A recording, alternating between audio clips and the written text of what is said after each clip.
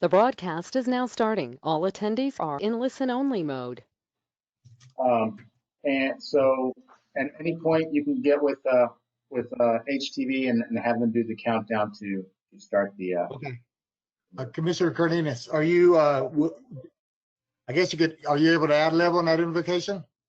Not really. I'm gonna try to find it. Okay.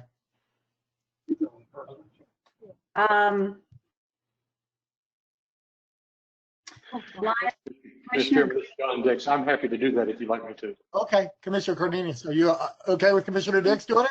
Yeah, that's fine. Okay, no, that's fine. Thank you, Commissioner Dix. Lionel, what link should I send to Commissioner Green? He doesn't have it. He should just go to if he can go to our website on. I'll send him the link from our website. Okay. Yes. Got it. All right. As soon as he pops in, I'll put him over. Mr. Chairman, you ready? Yeah, I'm ready. We've got a quorum, so we're good. All right. I'm going to ask you to please join with me for a brief invocation and a pledge of allegiance. Board members, Wait. we have not. I'm sorry, Commissioner Dix. We still have to do the purpose and order, and they still got to do a countdown. Okay, got it. Okay. Board members, you let me know when you're ready. We're ready right now. All right, we're coming to you. You are live in 3, 2, 1. Good afternoon. Welcome to the June 8, 2020 regular meeting of the Hillsborough County City County Planning Commission. We thank you for attending this meeting. Your comments and participation are encouraged. All participants in the meeting will be muted until their opportunity to speak. To minimize feedback in audio, planning commissioners should unmute themselves and turn on their camera to indicate they would like to speak. You can also send a chat to Melissa if you would prefer to be recognized that way. Please be sure to state your name at the beginning of your remarks for the benefit of the clerk. There will be an opportunity for members of the public to provide comments. Please click the raise hand button illustrated on the screen. It will be unmuted when it is your turn to speak. Please wait until the chair calls on you to begin speaking. State your name at the beginning of your comments and adhere to the time limits. Members of the public may also ask questions to staff at any time during the meeting by typing into the questions chat box illustrated on the lower right of the screen. If anyone has difficulties watching via HTV and would like to speak during the public comment portion of the meeting, please call 813-273-3774, extension 376. I'll say that once more. It's 813-273-3774, extension 376. For action items, the meeting will be conducted as follows. The agenda item will be introduced. Staff will give their presentation with a 15-minute time limit. The applicant will be given the opportunity to make a presentation with a 15-minute time limit. Following presentations, members of the public may address the Planning Commission when recognized by the chair.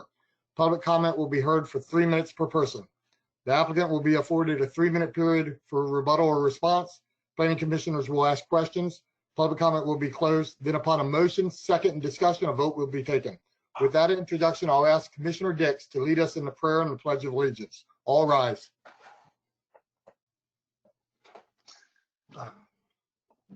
And if you will please join with me in an invocation. Dear Lord, we thank you for this day and for the opportunity to serve our community. We are thankful and grateful to live in a country that is free and open and allows people to both voice their opinions, their concerns, and even their grievances. The country has been hurting over the last several months, both with the coronavirus and for those who are feeling injustice and seeking to have those grievances heard. Please watch over us, help us through this time. Let us come forward and be better people for it. Guide us today as we make reasoned decisions and deliberations on matters coming before Hillsborough County. It is in your name we pray. Amen. Please join me with the Pledge of Allegiance. I pledge allegiance to the flag of the United States of America and to the republic for which it stands, one nation, under God, indivisible, with liberty and justice for all. Thank you, Mr. Chairman. Thank you, Commissioner Dix. Roll call, please. Good afternoon, Thrower. Here. Bernstein. Here. Cardenas, Here. Dix, Here. Dowdy,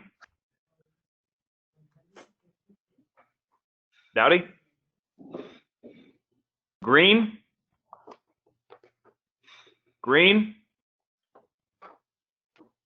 Joseph,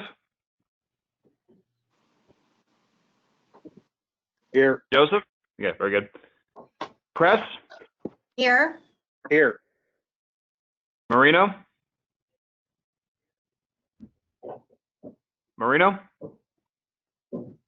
Powell, Oh, Clark. Dickerson, Here. Dude. Rodriguez. Here. Thank you. You have a quorum. Okay, thank you. The next item on the agenda is the approval of the minutes from the regular meeting from May 11th, 2020. Any comments? Someone like to make a motion for approval? I'll make the motion. Okay, we got a motion. Was that Commissioner Powell? Or Commissioner Powell made the motion? We got a second? Second. Okay, who made the second? Commissioner Joseph. Commissioner Joseph. So we got a motion by Commissioner Powell, second by Commissioner Joseph. Any discussion before we vote? Okay, no discussion. All in favor of the minutes as written? Say, I guess we're going to do a roll call vote. Very good. Thrower, Yes, approved. Bernstein, Yes, approved. Cardenas, Yes, approved. Dix, Yes. Dowdy, Green, Joseph, Yes. Press, Yes. Marino, Powell. Yes. Motion carried 7-0. Okay, thank you. So the minutes are approved. Next on our item, I'm going to let, we have special guests today. I'm going to let Melissa introduce them. Yes, thank you. We're thrilled to have Mike Merrill, County Administrator, joining us today. He's in his last month as County Administrator, and so I asked him to join us to share our appreciation for his service as the County Administrator, which is a job I cannot even imagine undertaking, and all the things that you have to deal with. But in particular, to share our appreciation for his partnership with our organization over the last decade, but in particular for me over the last 5 years as I've served as the executive director. He has really been a tremendous partner on so many different projects, and I think it's easy to say that this is by far the best relationship that our organization has ever had with a county administrator, and I just want to say thank you, Mike, for that.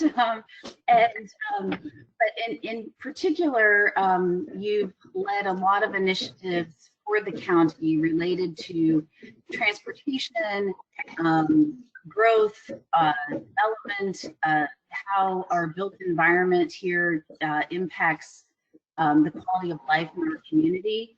And been great to have been a part of that, and that you've been inclusive in bringing the Planning Commission into that has really meant a lot to our organization, and that you've been willing to tackle some of these challenges in really innovative ways. I wish after all our conversations about planning, I had the ability to give you an honorary AICP, because I think you've earned it. I told you that's what I wanted. But in lieu of that, I just wanted to have the opportunity to thank you and recognize what you've done for the community, and for input and the partnership that you've created between your staff and the Planning Commission staff. I also wanted to add that Commissioner Dowdy couldn't be here today. He's traveling for work, but he wanted to mention the leadership that you took in the transportation discussion, particularly going all the way back to the policy leadership group for transportation for economic development in, like, I don't know, 2011, 2012, and he remembered recognizing that as when he was chair of the Planning Commission back then with an award at our award ceremony. So he had wanted me to say thank you and for those efforts. So thank you, Mike. Here you go. Well, this is a great surprise, and I really appreciate you having me here and letting me spend a few minutes with you. And so it's been a great journey, and it's been easy having a great partnership with someone like Melissa. It's really, she's really brought a real open-minded, open-hearted, approach to this, which makes it easy to work with someone who's coming from that place and has the best interest of the community at heart, and has a great board behind her. And it all works. I mean, it's been difficult. We've been through an awful lot, and still a lot of work to do. But I think, as they say, I think I'm leaving things in a better place, I hope, and wish you all the best. And thank you so much. Okay. Thank you, Mike. Any commissioners want to make any comments or anything? I'd like to, if you things, don't. but I was going to wait to see if anybody else wants to say anything. Commissioner Dix? Yes, if you don't mind, real quick. To our county administrator, and let me call you Mike, because I do consider you a friend. You've been a great friend for many, many years to Hillsborough County because of your service, and you've been one who has always remembered that Eastern Hillsborough County and Plant City is also still part of the county. For that, we're ever grateful. I am kind of thoughtful here as you've been leading us so well through this lockdown and the reemergence from it and the restarting of our economy. And at the same time, you're phasing down your own. You're going back into lockdown and retirement. I hope it will serve you well after nearly 3 months of lockdown. I personally think I will never retire, but I think you can afford it. Nonetheless, you've done a wonderful job, and I want you to know that we are all very, very thankful for your service. It's a better place because of you. You always led with a steady hand and never let people get you ruffled, and that was true even when people would scream and holler at times. So you've been a great example as well as a great leader, and we certainly do appreciate your service. Thank you, Mike. Thanks, John. Thanks so much. Any other comments from any other commissioners? Anyone else want to speak? Commissioner Bernstein. Hey, Steve. Mike, it's a pleasure. You're going to be sorely missed. And I just want to echo Melissa's sentiments. And those of so many other people who I know have found that you've always led by example. And it's so easy, particularly in these challenging times, to run the other way when public service beckons. And you never did that. You always kind of embraced the role, regardless of the challenges. And there have been many. But there's no question in my mind that we're much better off for the service you put in. You've left some big shoes to fill. And I wish I had more time to work with you in the capacity of the Planning Commission, but I sure relish the opportunities to work with you over at the Chamber and watched how you work with so many disparate elements of our community, but you always applied the same level of objectivity and solid judgment. And I can't wait to see what the next chapter has in store for you. So thank you. Thank you so much, Steve. Commissioner Bernstein, thank you. Any other commissioners? Comments? I'll wait a second and make sure. Okay, no other comments. I wanted to echo everybody else's comments, Mr. Merrill, Mike. I think I've been on this board for about 8 years now. I agree with Melissa. The relationship between the Planning Commission and the county has never been better, as far as I can tell. We work well together. I think the Planning Commission has a very good relationship with the county. We work well. I think things are running efficiently, and I think you've done. I echo everybody's comments in terms of your leadership and how you've led the county administrator. I think still, body-wise, but I think you've left in good shape. And I think you've done an excellent job. So thank you. Well, thanks again so much, and I wish you all well. I know Melissa's got a great partner to continue to work with, and Lucia. I know that you're really working hard with her, and better, even better things are ahead. This has been a rough few months for everyone, and it's, I think, a testament to our community that I think we've really done a good job of weathering all of this. I think that when you look around the country, we haven't seen some of the really horrible things happen. And I think that really is a testament to the fact we're strong at our core, and we all have the best interests of the community at heart. And so with that, thanks again, and I wish you all well. See you on the other side. Thank you. Thank you, Mike. Take care. Thank you. Bye. Okay, we are going on to our next item on our agenda, which is public input. If there's anybody out there who'd like to speak on any items that are not on our agenda today, please, this is your time. I'll check with Melissa to see if we have anyone. Raise their hand or send a chat if they. We'll give them a minute just to make certain. Okay.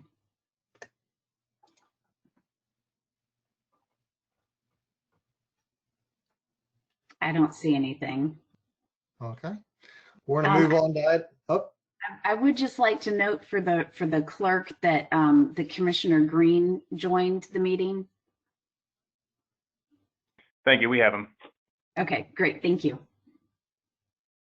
okay. Next up on our agenda is item number 3. It's the appointment of the MPO CAC representative. Currently, it's Rick Richmond. We have who's done, I think, an excellent job as the MPO CAC representative for us.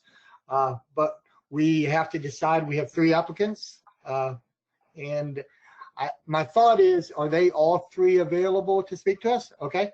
My thought is we'll go through the list, the order, the list that we have on the screen. And how much time are we allowing per person, Melissa? We told them 3 minutes each. Okay. Well, let me scroll down and see who the first one is. Should be Josephine Amato. Yeah. Amato, yep. We'll let I am Josephine here. Amato introduce herself, and you have 3 minutes. Please introduce yourself, state your name and address, and you have 3 minutes to just tell us a little bit about yourself and why you want to be the CAC representative for us. Thank you. Hi. I was going to show my screen and give you my 3-minute speech. If you give me 1 minute, sorry, managing all of this. Can everyone see the screen? Yes. Yes. So good afternoon. I appreciate the commissioners for considering me for Citizens Advisory appointment to the MPO. My name is Josephine Amato. I'm a resident of Lithia, Florida, a mom, wife, advocate, nonprofit director, therapist, and involved citizen. I would like to highlight why I would be a good fit for the MPO and our community. After moving around the world for 30 years in service to our nation, my active duty military family relocated to Hillsborough County in 2013, when my husband was assigned to SOCOM at MacDill Air Force Base. Looking for community, diversity, opportunity for our family, we decided to finally establish roots and make Hillsborough County our forever home. I've since founded Safe Bus for Us, a nonprofit organization advocating for student safe paths to school and the triangle of safety that will help us reach 0 child pedestrian deaths in Hillsborough County. My organization, Safe Bus for Us, is a subject matter expert in the area of child pedestrian safety in Hillsborough County. The organization works successfully with the county and the Sheriff's Department for the expansion of school crossing guard program. We work diligently with the county to create positive community meetings with school leaders. We seek solution-based approaches for child pedestrian safety.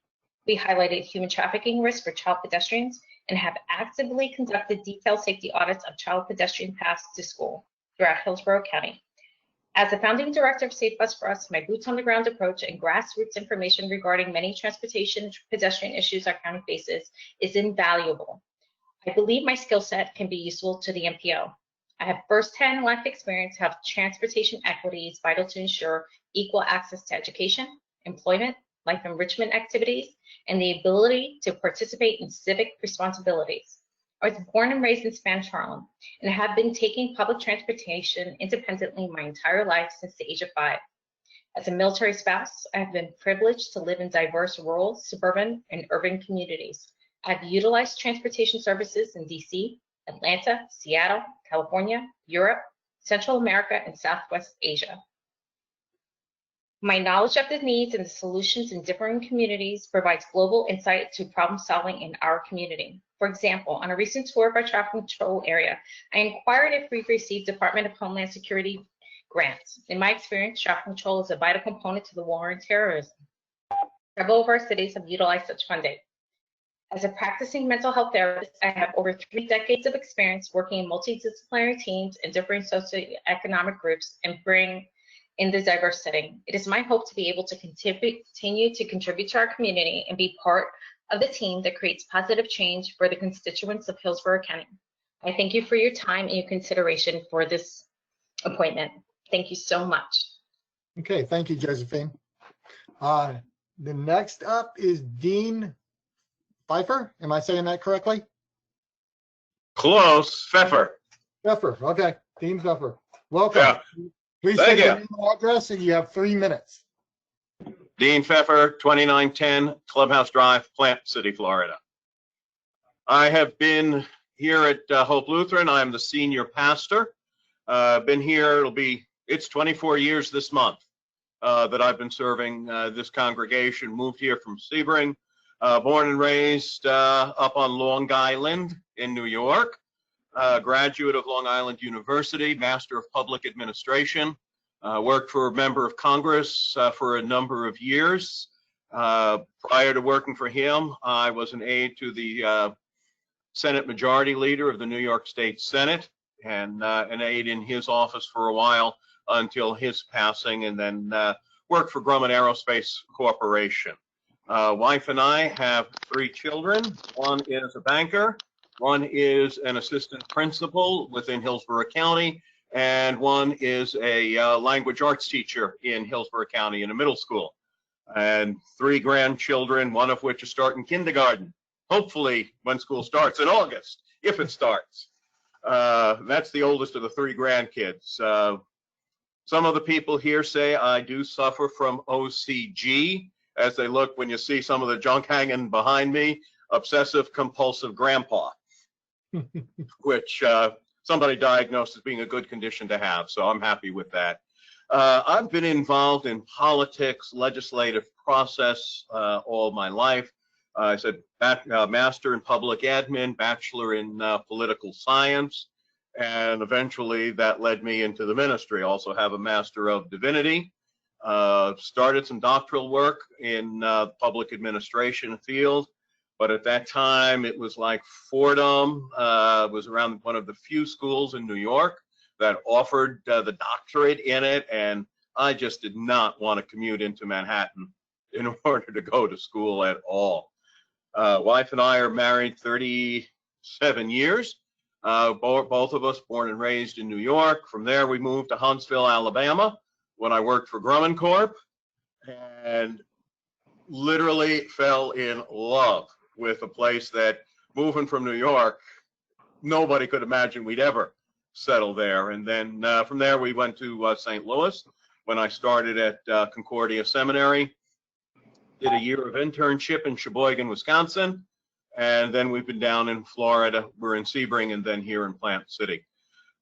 There's a lot of issues that I can see. You know, one of the biggest dealing and facing our county is definitely transportation. Living in New York, you know, you had it right there. You didn't think twice. And we have to move beyond where we are right now, which, you know, for this end of the county is at the negative aspect of public transportation. And having a wife who drives to downtown Plant City, downtown Tampa every day, you know, she's been enjoying the downtime working at home and the amount of gas that we've saved on a weekly basis. But transportation has to be dealt with logically and rationally for us to move forward and be looked at as a major metropolitan city. Dean, I believe your time's up. Is that what? Okay. I wasn't Yeah, sure if 3 that was minutes. it or not. So, well, thank you. Thank you. Thank you. Next up is Rick Richmond. Rick, please state your name and address, and you have 3 minutes. Good afternoon. This is Rick Richmond, 7406 Park Drive, Tampa. Good. I wanted to thank you for allowing me to have this opportunity. I hope everybody is well and staying safe.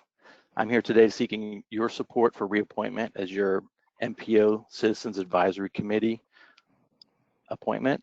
When I was first approached the Planning Commission expressing my interest in serving, it was at the time the CAC struggled to receive interest and at times a quorum.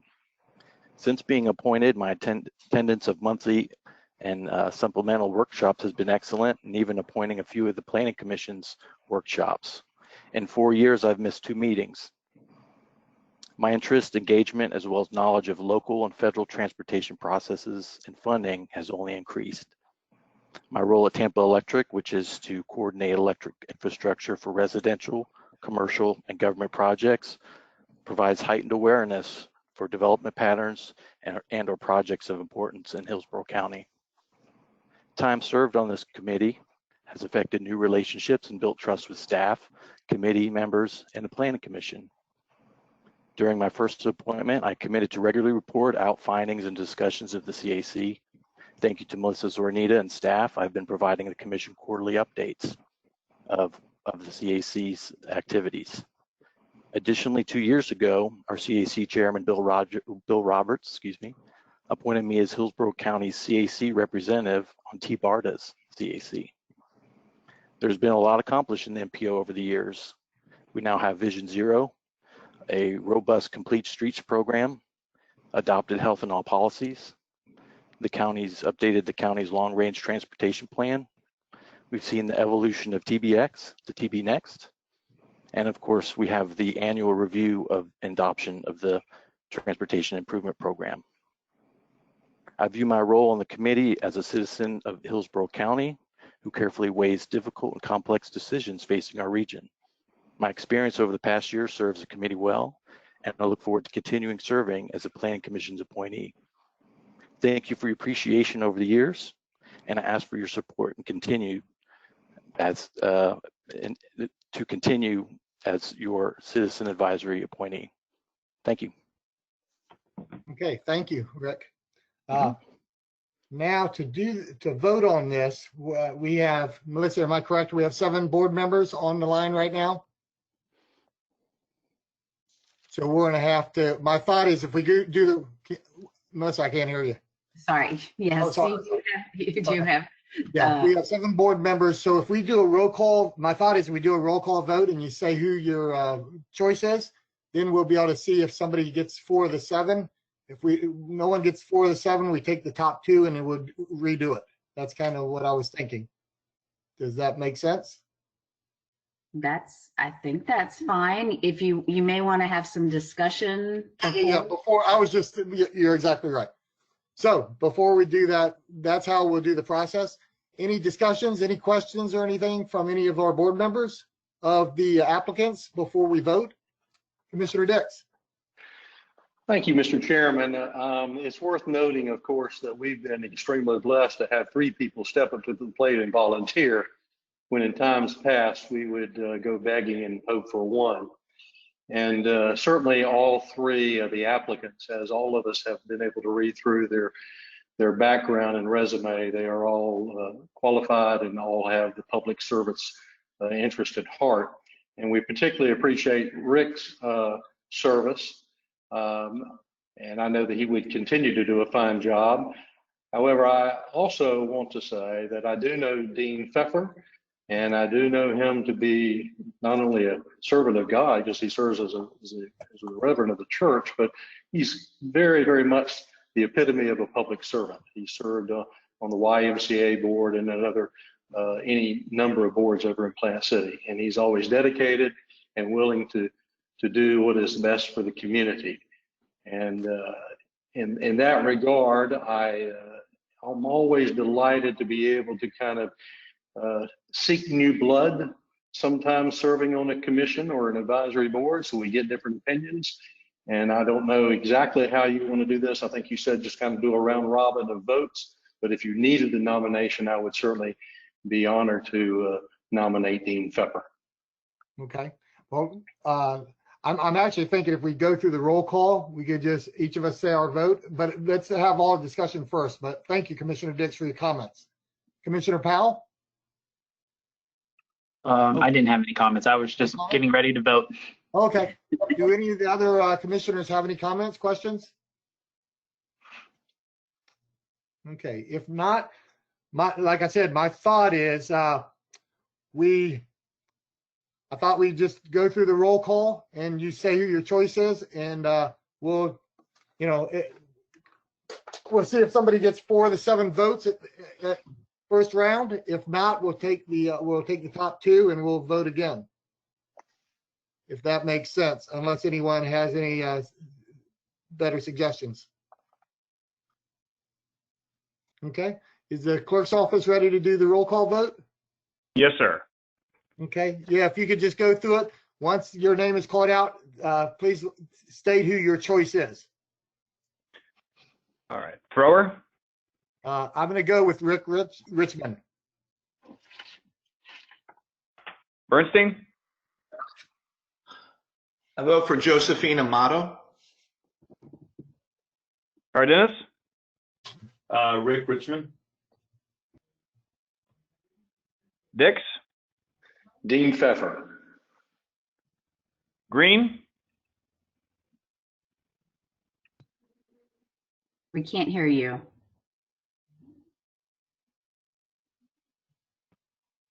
Commissioner Green, can you hear us? Let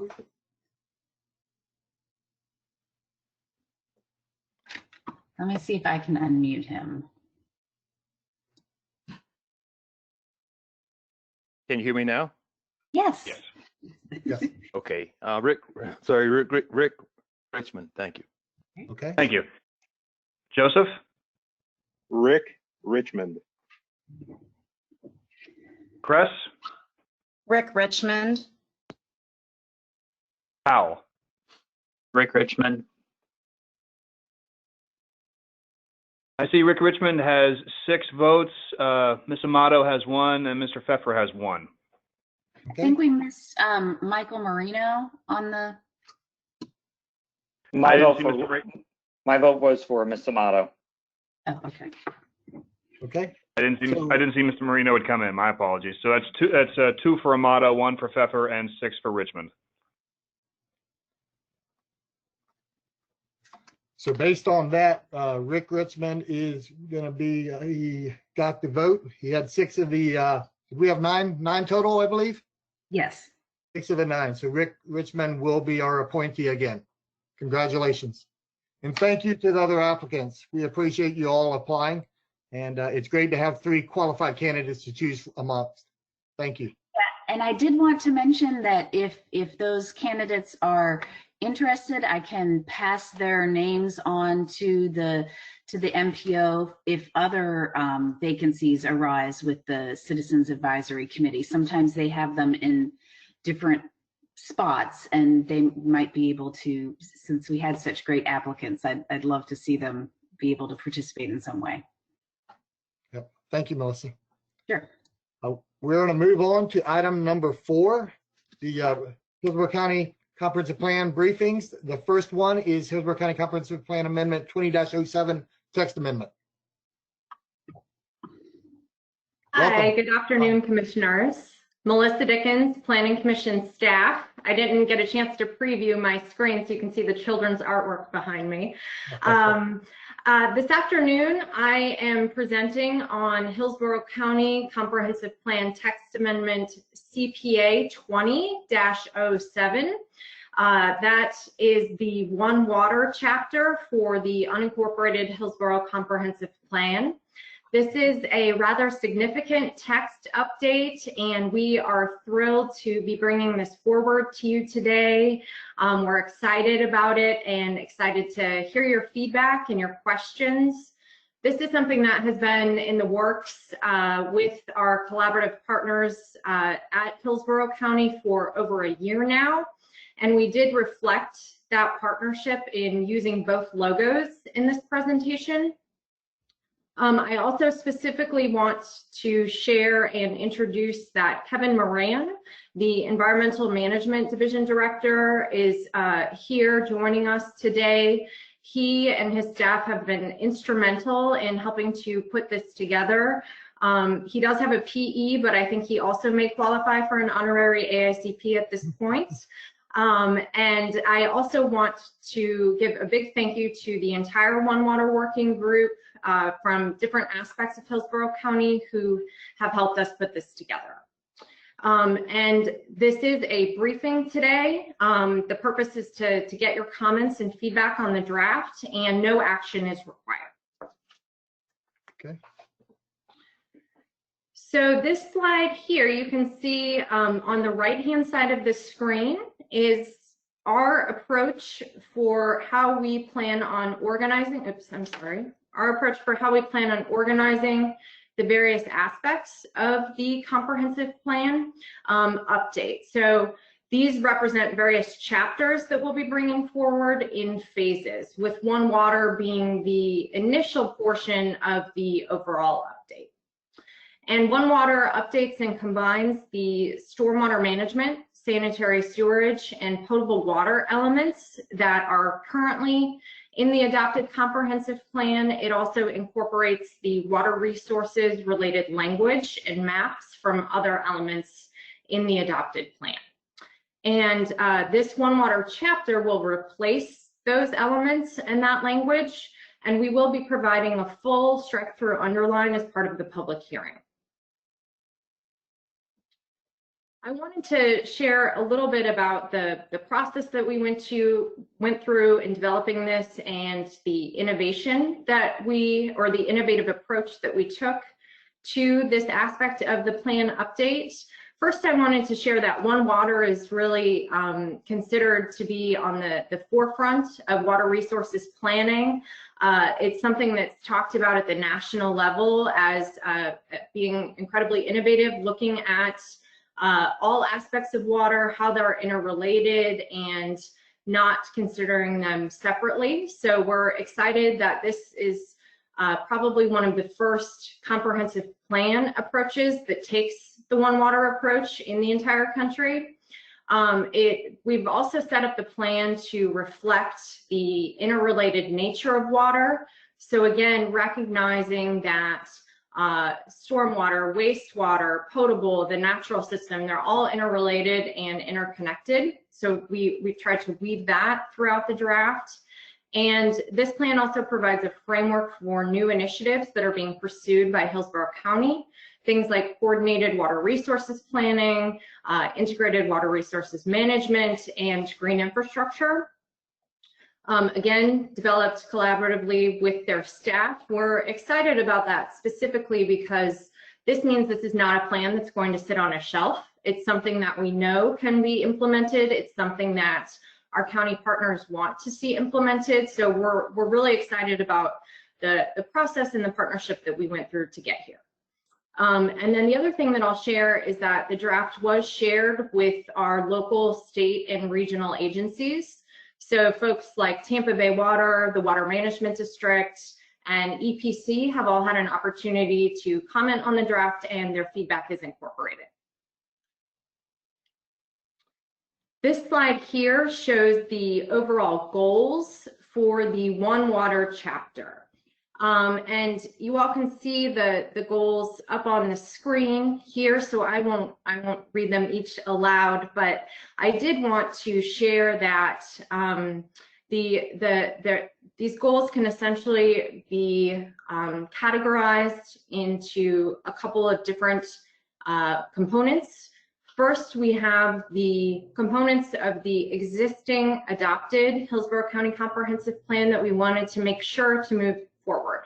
So the Hillsborough County Plan has a lot of good bones. There's a lot of good language in there, so we want to make sure that we weren't losing that language, particularly for things like protecting and preserving the water resources, especially those water resources that are used for potable water supply, also water conservation. Those things we wanted to make sure to move forward, along with making sure that we're providing infrastructure to the current and future residents. And then the other aspect of this is new, and that reflects both board direction and also programmatic plans for the county and their staff. So things like integrated water resource management, making sure that water resources planning is linked with land use planning to discourage sprawl and encourage redevelopment, making sure that things are sustainable in every sense of that word, fiscal, social, environmental, and then also innovative plans for the future like low impact development and green infrastructure. And within these goals, there are a few highlights of the sub-language that I wanted to share. First, as I mentioned, green infrastructure is in there for both the county and setting up a framework for how that might be pursued with the private sector. There's also some information on, or some language and policy direction on a septic to sewer program within the urban service area, so that we are, there's a phased approach to connect those folks. And coordinated water resources planning across departments is another main component, as well as setting up these water resources facilities so that they serve multiple functions. So perhaps there is a piece of property that during the wet season is a stormwater pond or stormwater infrastructure, but then during the dry season, it can be a recreational amenity. So those are the kind of concepts that you'll see within the language and are reflected within these 6 goals. I also wanted to make you all aware that we do have a couple of places where the public and stakeholders can find some additional information. We have a One Water project page, and on this page, the public has the ability to review the draft language, find some information about the process, find out when meetings are, and also submit comments and feedback on the draft. They can also sign up for any kind of virtual public meetings that we'll be holding. And we also have a One Water mapping application that is on this page that shows the different interrelationships between water. It shows how the resource is connected, and that's another way that we think helps tell the story of this approach to comprehensive planning. In terms of future steps, we have a lot going on this week. Tomorrow morning is the BOCC workshop on this item. And then later this week, we're also holding a virtual public meeting. This is something that we've planned for 6 p.m. on Thursday, where the public can register on our website and learn more about One Water and also provide comments and feedback. And then moving into August, we have the public hearings for both the Planning Commission and the BOCC, with the final adoption taking place in late October. And so this concludes the brief overview of the amendment today. I am available to answer any questions. Kevin Moran, again, is also available for questions, and we're looking forward to hearing your comments and feedback. Thank you. Okay, thank you, Melissa. Any questions from commissioners?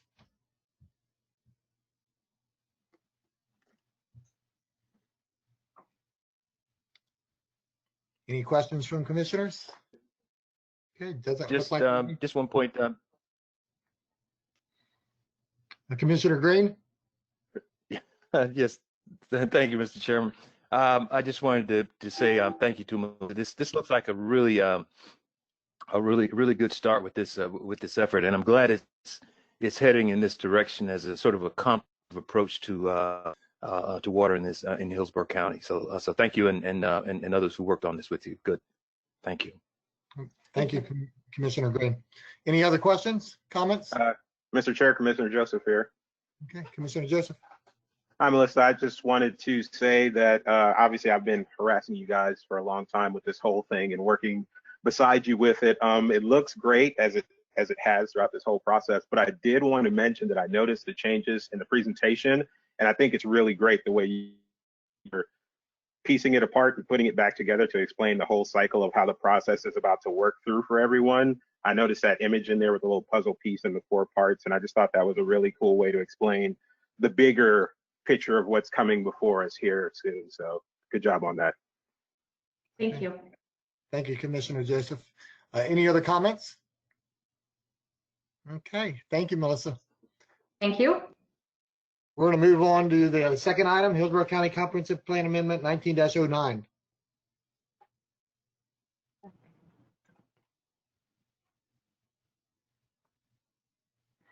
Good afternoon, Krista Kelly, Planning Commission staff. Welcome. Oh, thank you. I'm just trying to pull up the PowerPoint.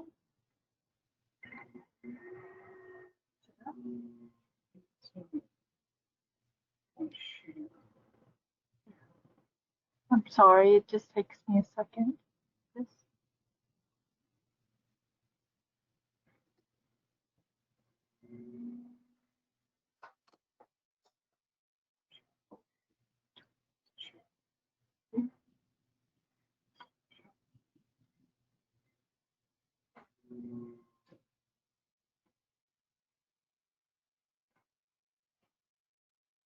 I'm sorry, we're having a little technical issue here. Would you want us to move on to the next one? We can come back? That is me as well. Oh, okay. So, I'm sorry, I'm getting some help, but for some Okay. reason it's not pulling up.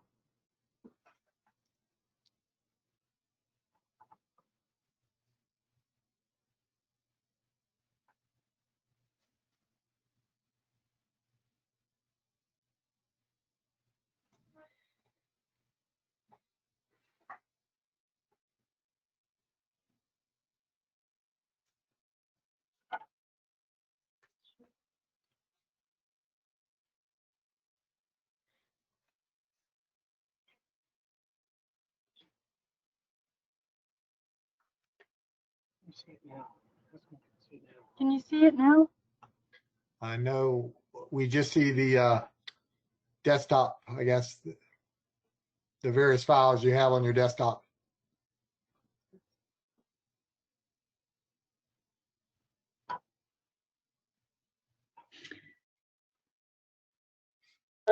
That's what we hit.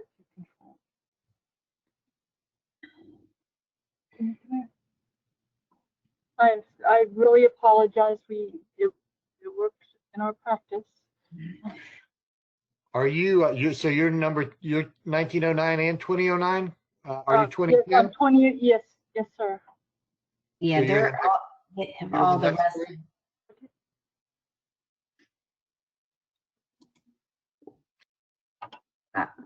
Commissioner, why don't we see if the county's ready with their land development code briefing, and that would give them some time to get Yeah, that. that's what I was going to suggest. So Yeah.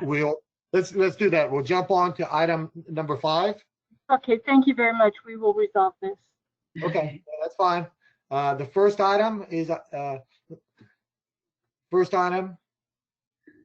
the accessory dwelling standards, 19-1055. I think Yanika should be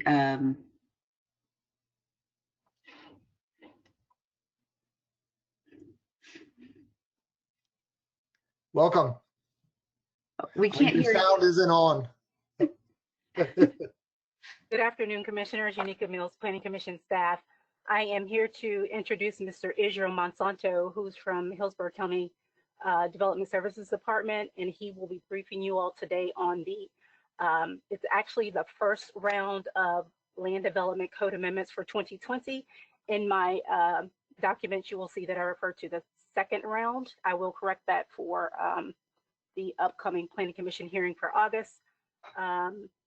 This is your opportunity today to give comments and feedback on the land development code amendments. There is no action required on your part today. Without further ado, Mr. Israel Monsanto.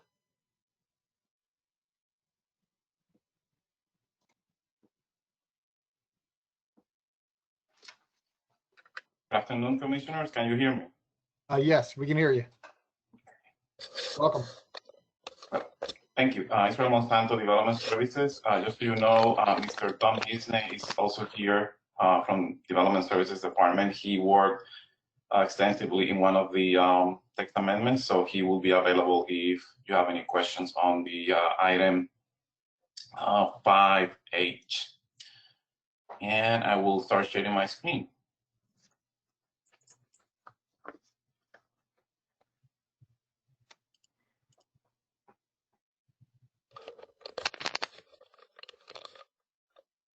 Oops.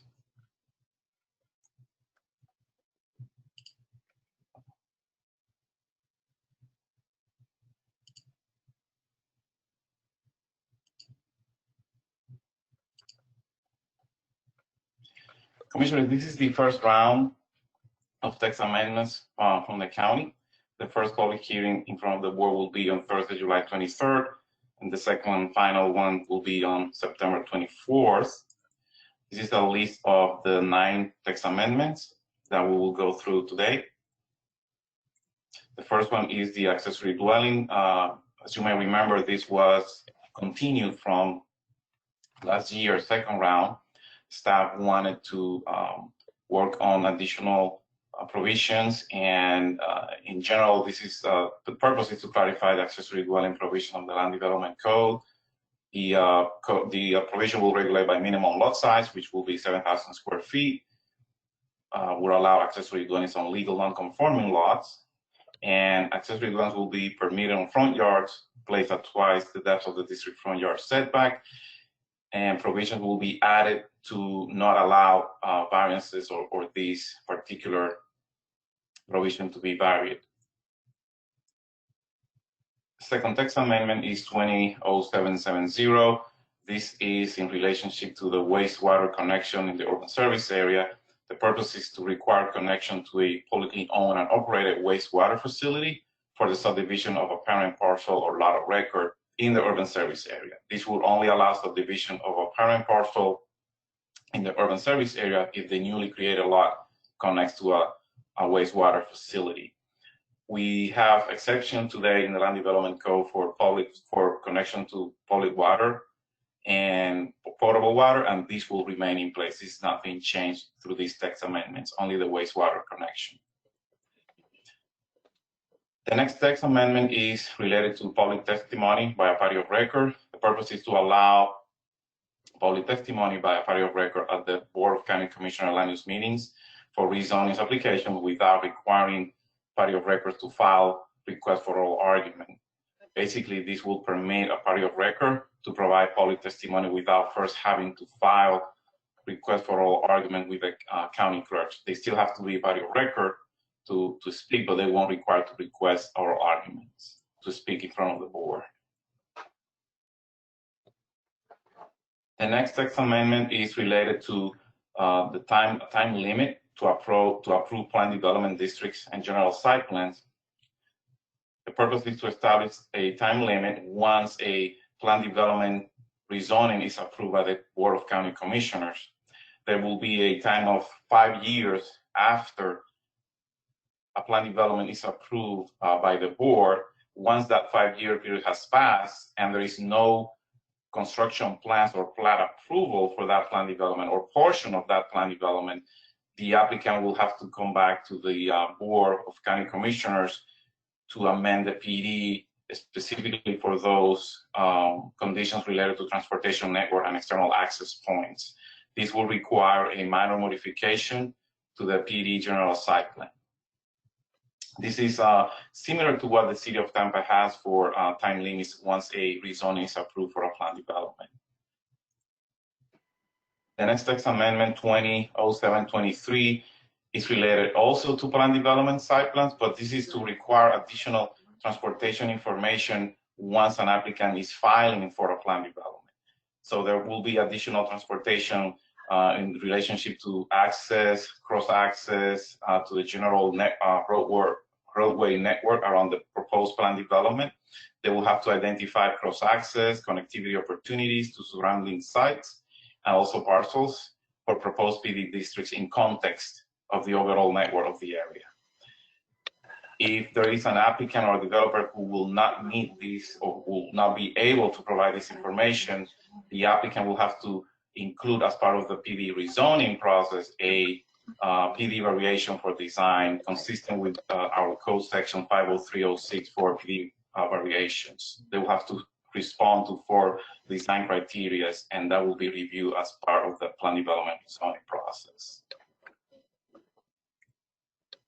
The next text amendment is related, this one comes from transportation section, and this is to add or expand the number of roadways class from 5 to 6. These today, there are a total of 7 roadways classification, and the 7 is for local roads. But today the code only requires cross-access, application of cross-access requirements for classes 1 through 5. Transportation staff is adding class 6 to the requirements. This one is also coming from transportation section staff. And this is to allow additional alternative access connections, specifically for emergency access within plan development districts without requiring a rezoning modification. These will provide the same design standard for emergency access ways found today in the subdivision portion of the land development code. So basically, if there is a plan development that's zoned for residential, and there is a, it's found that an additional access is required for emergency purposes, the developer doesn't have to go back to change the PD. These will also apply for non-residential uses of an approved plan development. The next text amendment is related to backyard chickens, which will be allowed, maybe allowed on residentially zoned lots. This will permit chickens, a maximum of 5 hens allowed with no roosters allowed on parcels that are occupied by single family and 2 family homes. Chickens will be kept in closed coops at all times in the backyard. Restrictions on height and size of the coop are being proposed. On-site slaughtering and egg sales will be prohibited, and variances will not be allowed to change these requirements. And lastly, the last text amendments is it's the continuances of the public hearing provisions of the Land Development Code. These will allow the toll of the calculation of the 6-month time frame limit for an application to be heard at a public hearing in the event the public hearing is canceled by the county during that 6-month period. So basically, this will allow the pause of the calculation of the maximum 6-month period once a rezoning application or a public hearing application is filed due to county closure or canceling during emergency events like we are in these days. Once the public hearing is scheduled again, then the calculation of the time will resume at the next public hearing. And with that, that's the last text amendment, and they're available if you have any questions. Okay, thank you. To make it, I think it'll be a little bit more organized I'll just start at the number 1 and go through the land development code items. If there's questions related to that particular one, we'll start off with 19-1055, accessory dwelling standards. Any comments, questions on that specific one? I apologize. I probably should have stopped as we went through and just taken the questions as we went along, but we'll do it this way. That way, I think it's a little bit more organized. So any questions, comments on the first one, which is 19-1055, accessory dwelling standards? Yeah, I have questions. Okay, Commissioner Powell. Thank you, Mr. Chair. Can you maybe give me a little bit of a better understanding on where the square footages like come into place? Because to me, it just seems that like 900 square feet, is pretty small, and I think that there's going to be as we continue on in our county, especially from the need from affordable housing perspective, that people are going to need to move in older family members or children coming back from college may need like their own spaces, and so I can't imagine that 900 square feet is really going to be ideal for those. So I was wondering, just my first question is like, why those numbers? Right. So the minimum size for the actual accessory dwelling is not being changed through this text amendment. So that will stay in place. We do have today we have provisions to allow that size to be larger, no more than 1,200 square feet. Sorry, 1,200 square feet of size to be increased through the variance process. Those provisions are not changing today through this text amendment. Only the minimum lot size that's going to be changed. The code today have the minimum lot size of 7,000 square feet. That's not going to change, but the thing is that we don't allow those accessory dwelling in RC 9 zone district because the minimum lot size for those are 5,000. But you have instances where you have an RC 9 lot which have 7,000 square feet or so. So, but again, we're not changing the minimum 900 square feet for the accessory dwelling. Now, is your question, general question, why that number is on the code? Yes. Like was that just, was there some sort of metric that was like formulated on, or did someone just pluck that out of thin air like, oh, 900 square feet sounds like a good number? I am not sure where it came from. Maybe Tom, which has more time dealing with the text amendments, but I don't think right now I cannot answer that question. Why the 900 square feet is listed? Okay. Well, then maybe you can help me with my second question as it relates to someone being able to request, a variance. I'm always leery when someone has, they may be requested, and it doesn't seem like it's, by right. It's just something that they may be able to do. And I've sat on the appeals board, and I've heard so many variances come through that board previous to my time on this board, and most of the time I found that variances aren't always really approved. So what is the threshold, or is there any additional criteria other than having a larger lot size? Is that the only thing that they need in order to kind of ensure that they can get that variance? Well, there are a number of criteria that they have to have in order to go through the variance. You have to have the unique situation. It cannot be a self-imposed hardship. But in the case of the minimum size, as long as you have the minimum 7,000 square feet and you meet the other criteria for responding the variance, there is no. Again, there is no the threshold that I see. I mean, correct me if I'm wrong. Is that is the question that you're asking? As long as you have the minimum lot size of 7,000 square feet, that's not going to change. No, I'm sorry. I mean, in paragraph C, where it talks about increasing the dwelling size of the accessory dwelling unit, to 1,200 square feet. It says that the residential lot, is going to be at least 14,520, square feet.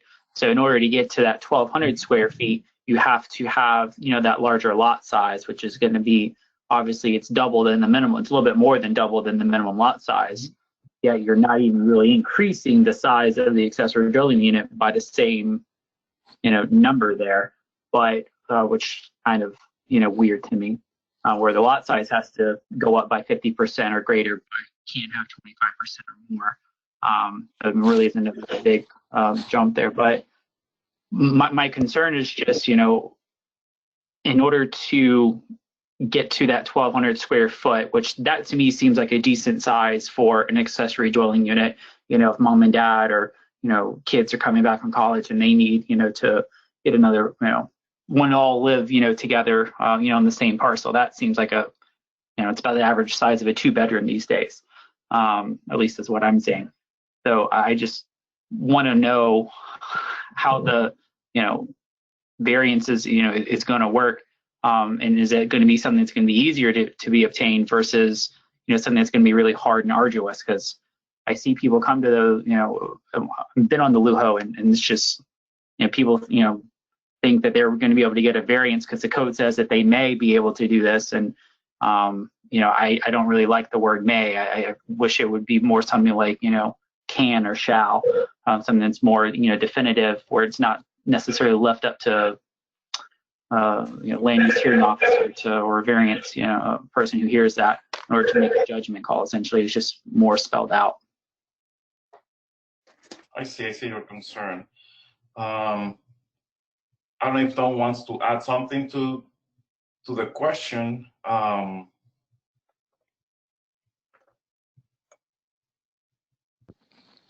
But right now, what happens is that, and again, I understand your concern, but right now it's as long as the applicant meet those requirements, then they don't need the variance. Now, those are put there to ensure that someone can ask the variance as long as they meet those additional standards. It doesn't prevent them to ask for the variance, but again, I don't know the original rationale to have that 900 square feet minimum, and then how now they can go to the 1,200 square feet, assuming they can meet the other standards. Hello, Israel?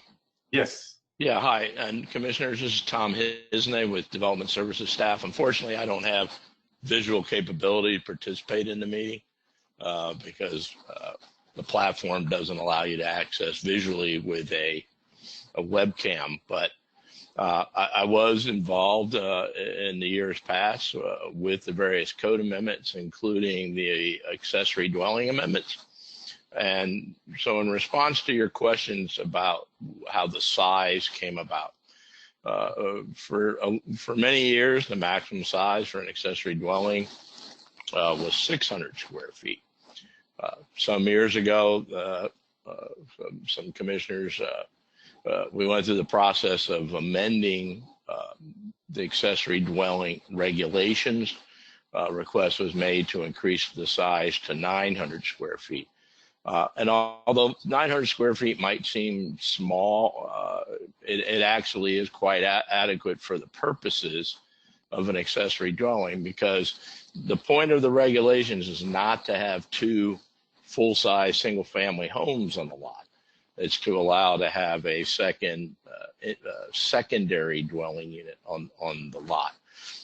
So the 900 square foot was an increase from 600 square feet. And again, it was found or felt at the time that that dimension was adequate for, again, the purposes of having a secondary dwelling unit on the property. Also, at that time, an issue that we were facing is that even though the code allowed a 600 square foot maximum for an accessory dwelling, variances were being granted to increase that size to various sizes. And there were a number of cases where the size of the accessory dwelling unit matched or was, very, very close to the size of the primary dwelling unit, which again is not the intent of accessory dwelling regulation. We also looked at regulations from around the country and found that the 900 square feet was pretty typical. There's some jurisdictions that limited to 500 square feet back then. So that was the origins of the 900 square feet. And then the provision for a variance to increase it to potentially go to 1,200 square feet is hinged to the idea that the accessory dwelling, when you start getting larger than 900 square feet, needs to have a relationship with the size of the primary dwelling to ensure that indeed it remains a secondary dwelling unit. And so then that's where you find that the provisions, in addition to the minimum lot size, is also keyed to the floor space that's in the living space in the primary dwelling unit. So those are the background that you're asking for on where those parts of the regulations came from. They've been in place for a number of years. Now, when it comes to the variance to increase the size of an accessory dwelling from between 900 and 1,200 square feet, in addition to meeting the relative size requirements, that variance then is reviewed under the same variance criteria that apply to all variances. So there's no special test. It's the same test that applies to all variances.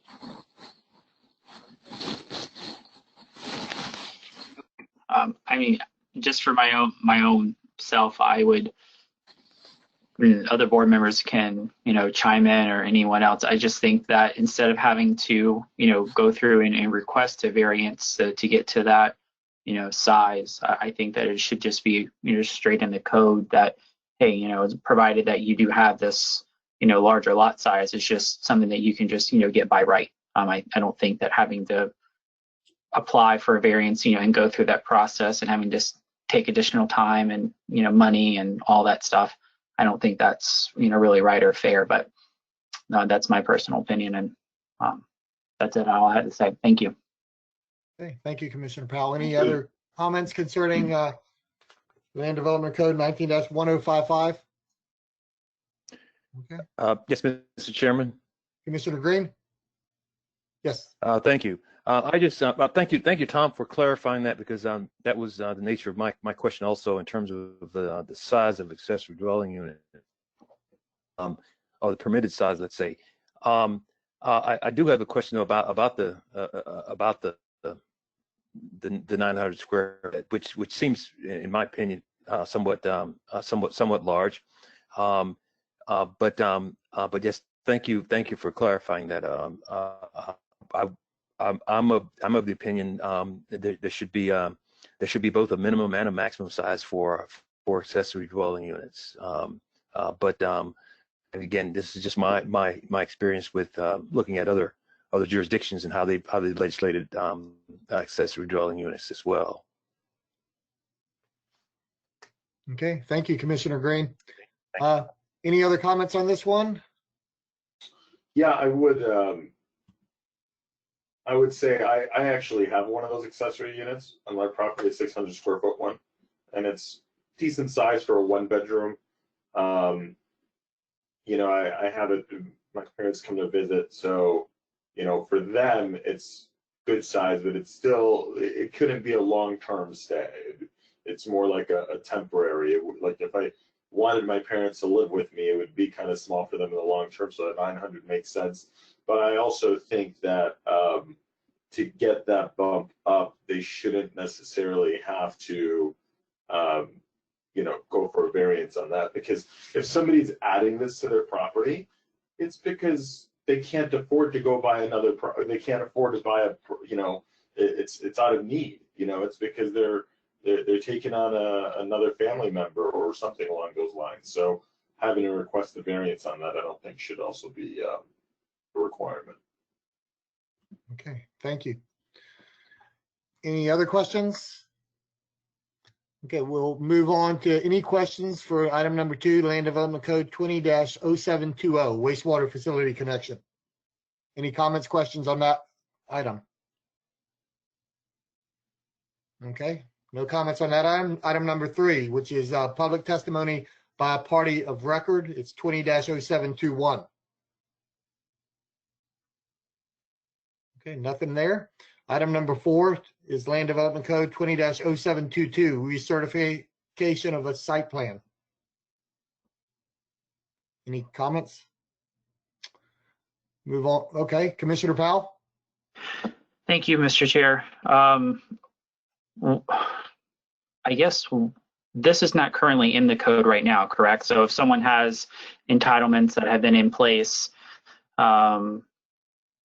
those just run with the land and they don't expire. So two questions is, for those who already have existing approvals, will this be affecting those that have already had their approvals? Or is this only for new approved PDs? Correct. New. New. Okay. And then my second thing is that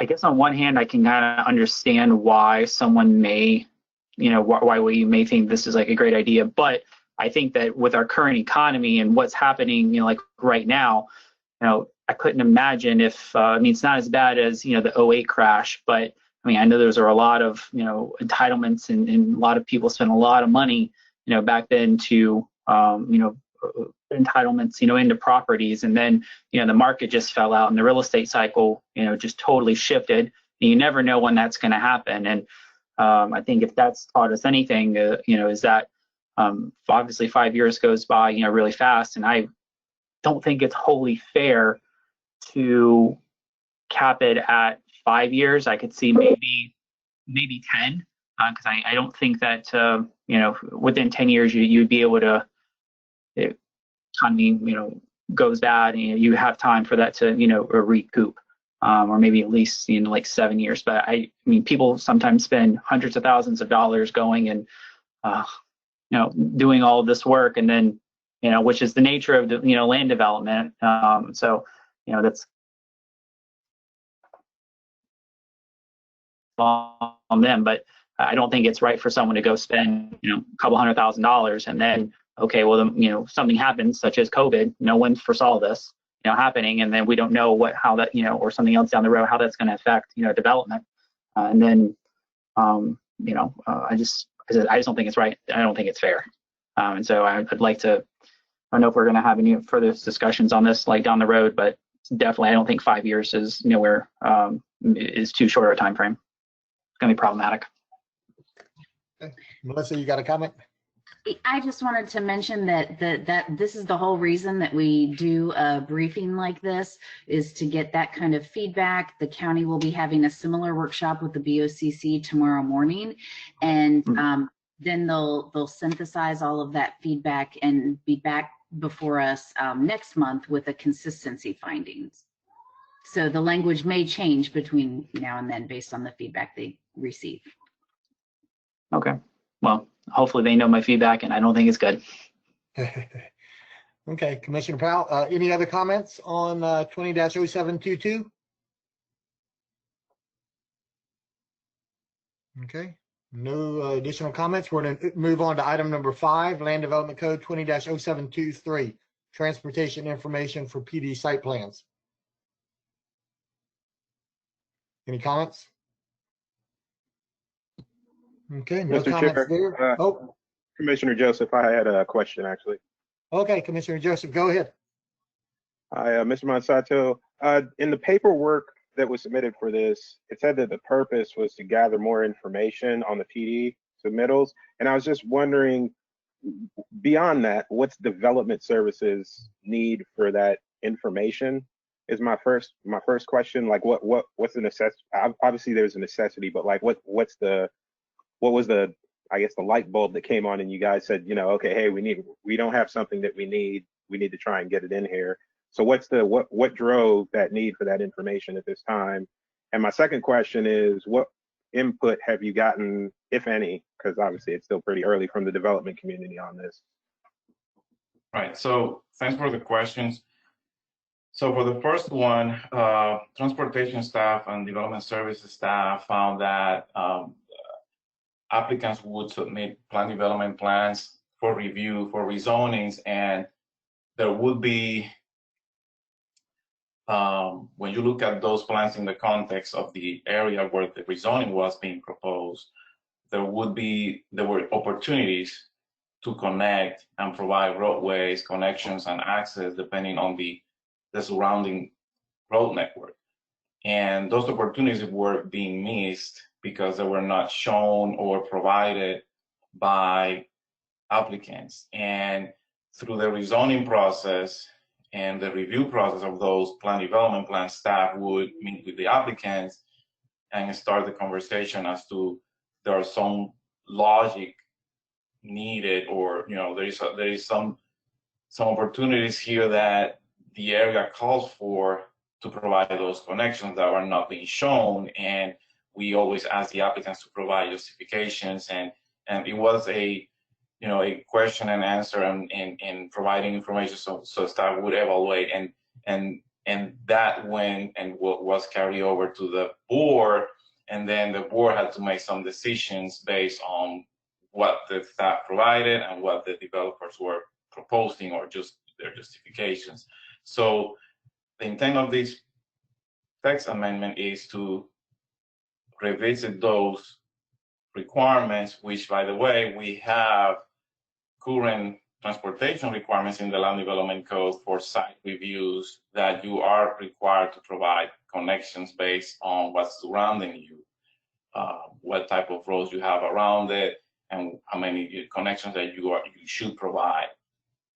So basically, transportation staff is taking those requirements from site reviews and put it in the plan development rezoning process, and requiring those type of information, transportation information, to be on the earliest stage of the rezoning process, go through that process, and then get approved by the board, and then it's already in place, instead of waiting to go to the site review and then start asking why this is not being provided here, where there is a logic, there is an intersection here, for example, that would call for that connection to happen there logically, but it wasn't shown on the PD plan. And so again, in general, that's the intent, is to just require the applicant through the rezoning process, which is the earliest stage, to show those opportunities in the overall context to be required through the PD rezoning process and be shown on the PD plans. And the second question, we're in the earlier stages of this text amendment. So we are going to get feedback as we move. These text amendments were recently uploaded in our website, and there's going to be an email sent to developers and stakeholders this same week. So we will going to start hearing from them about these text amendments. So you should be hearing those soon. Okay, thank you very much. I think the answer and the point that you made in your answer was very excellent, and it's what I assumed it was, but I think it should be stated clearly here in a public forum. Obviously, I think we might get some differing opinions as we go forward from differing folks, but I think the focus is clear, and I look forward to hearing what everyone else thinks as we go forward. Thank you for the explanation. You're welcome. Okay, any other comment? Commissioner Dickinson? Hi, this is Amber. So I have a quick question. So on PDs that require school sites, would this be an appropriate area to modify in order to ensure that the transportation methodology used for those school sites, which is a little different than the transportation methodology used for just regular development, is incorporated at the front end versus the back end of PDs? I say this because we run into issues where school sites are included in PDs, and then they have a condition that they have to meet the ILA later, and then the school does their own methodology, transportation methodology study in order to have the school cited. But if it could all be rolled in at this stage and actually mentioned maybe in this amendment, maybe it doesn't need to be, but since it uses slightly different methodology, it was just a concern I wanted to bring up. Thank you. I'll take notes. Okay, thank you. Any other comments before we move on to the next one? Okay, moving on to item number 6, Land Development Code 20-0724, cross-access requirements. Any comments, questions? Okay, no comments. We'll move on to number 7, Land Development Code 20-0842, alternative emergency access connections. Okay, no comments on that. Number 8, Land Development Code 20-0855, allowance of chickens in residentially zoned districts.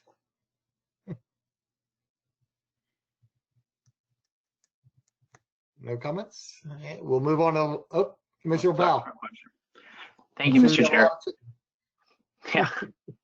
Well, I have 2 little kids, so I could not imagine having to hear a bunch of chickens all of a sudden next door. So I don't think I saw anything in this amendment here that had any sort of idea to or a consideration for noise. So my family had a farm, and chickens make a whole lot of noise even when there's not a rooster, especially if there's some sort of predator, snake, or whatever. And so do we have any sort of thought process, or has that been, taken into the thought process here, like the noise?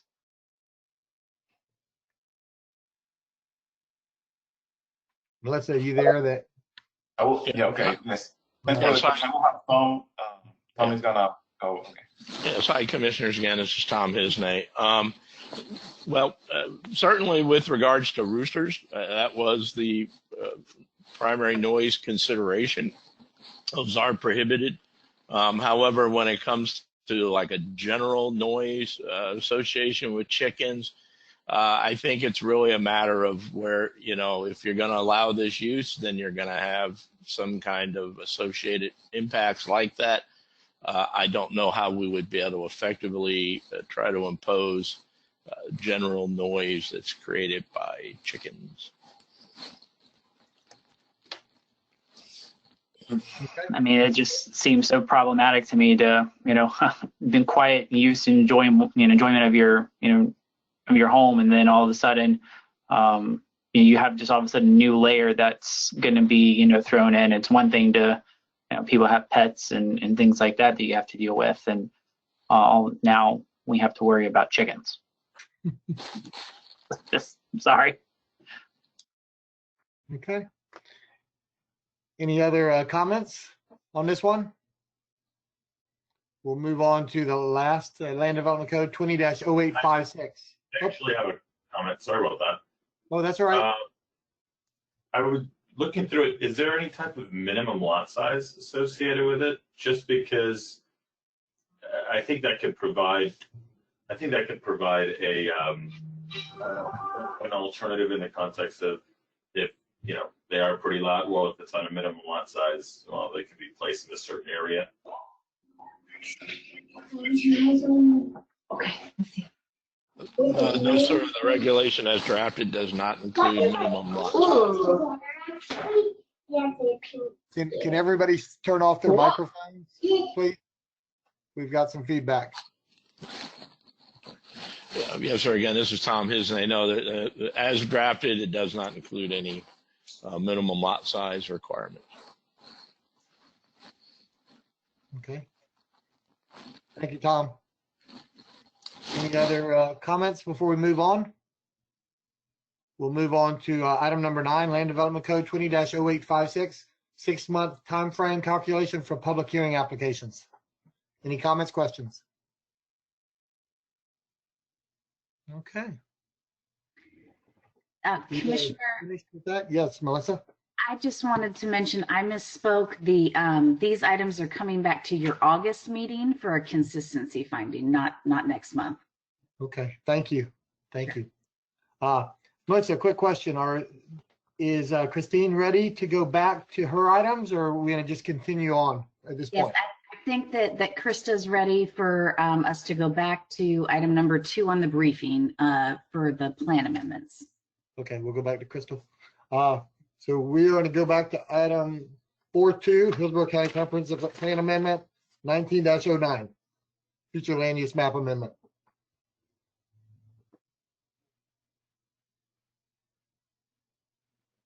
See the presentation. Yeah, Krista, we don't hear you yet.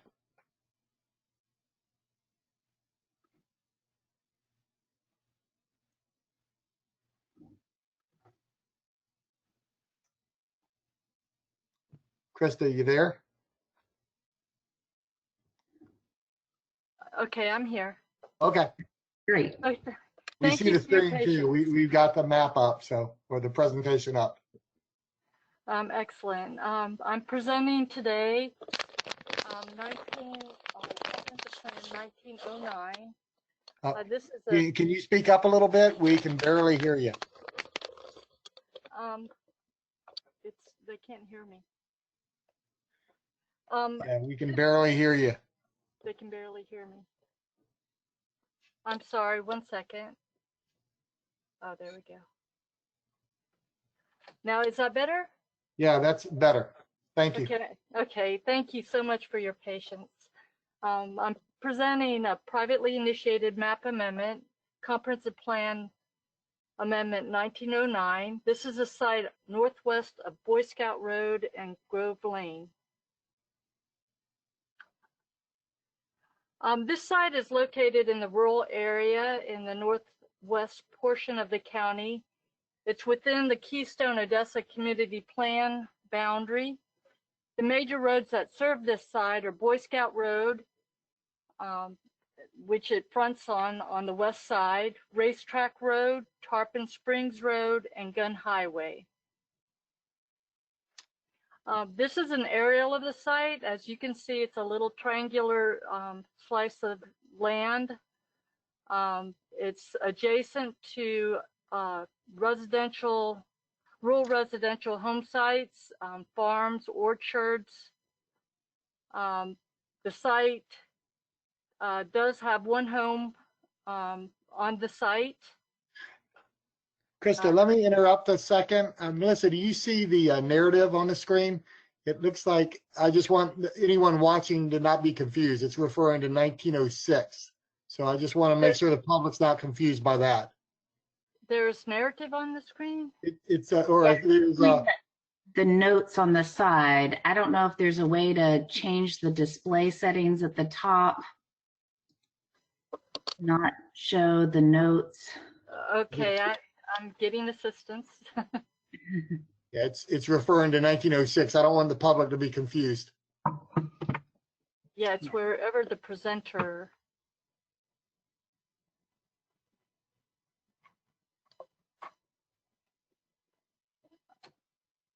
I apologize, each computer has a different setting, so.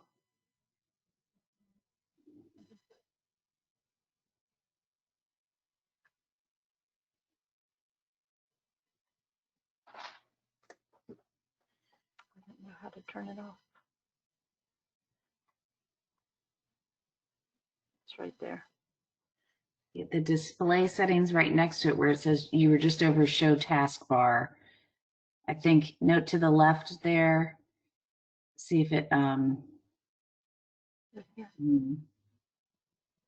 Okay, well let's keep moving forward so we don't delay the meeting. But yes, the information on the side is not.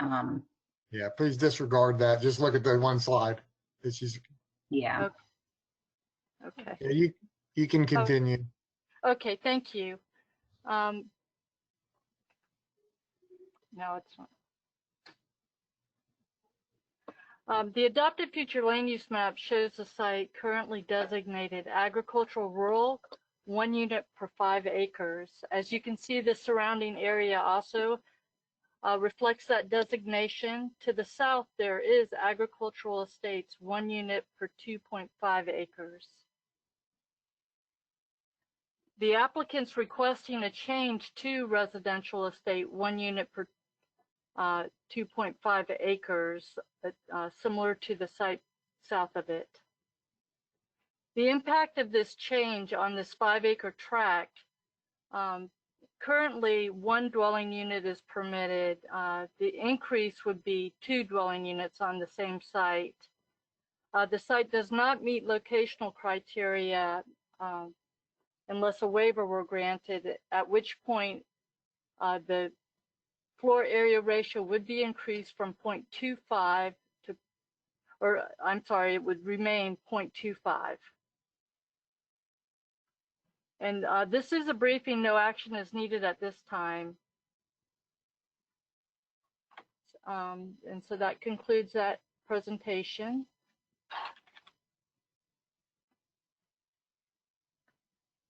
Okay. Turn my mic off. Sorry about that. Any comments, questions from commissioners before we move on to the next one?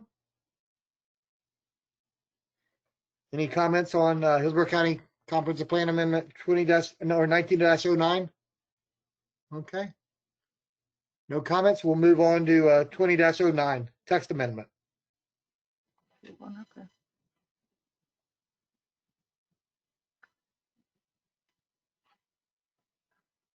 Thank you. Again, this is Krista Kelly, Planning Commission staff, presenting Comprehensive Plan 2009. This is a text amendment to the housing element of the comprehensive plan. It deals with affordable housing density bonuses. It's a privately initiated amendment, and it proposes to modify text in the housing element as it relates to the housing, the affordable housing density bonus. Specifically, this text amendment adds provisions for the Residential Plan 2 and the Waimama Village Residential 2 land use categories. It adds these land use categories as qualifying for affordable housing density bonuses. It would allow an addition of 2 dwelling units if criteria were met. To qualify for the density bonus, at least 15% of the total dwelling units must be reserved for low or very low income housing, and at least 15% of the total dwelling units must be reserved for moderate income households. Projects in the RP2 and WVR2 would be eligible for the bonus if the following criteria were met. It must meet the minimum size for the planned village, which is 160 acres. The site must be within those 2 land use categories. The developer must provide public water and sewer, and public, private, or nonprofit transit services must be available within 1 mile of the project site. This amendment was distributed for agency comment.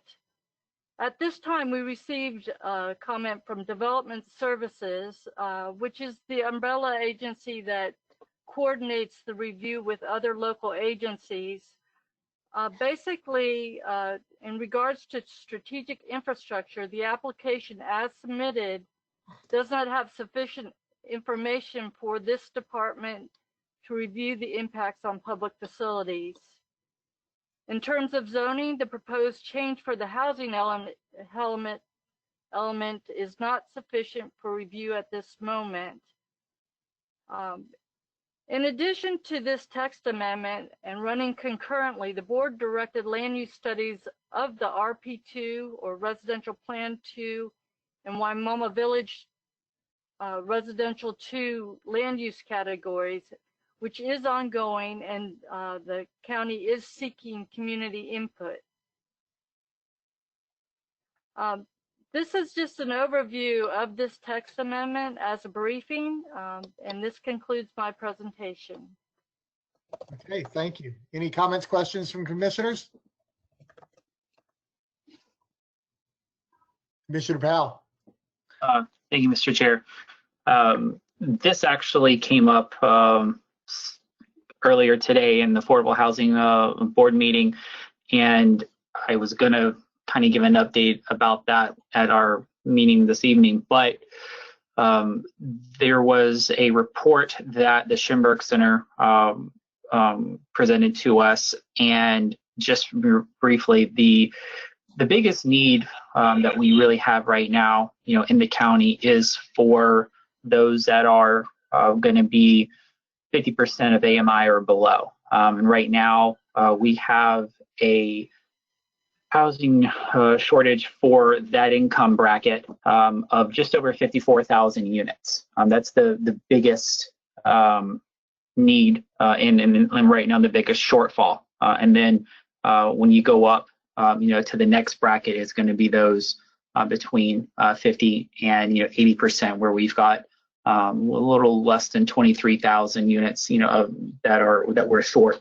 that we need. So, combined, we're, around, what is that, 77,000-ish, units that we need. So, for other commissioners who are, maybe not up to speed on what's happening, in the affordable housing sector, I mean, I personally think that this is a really good, amendment.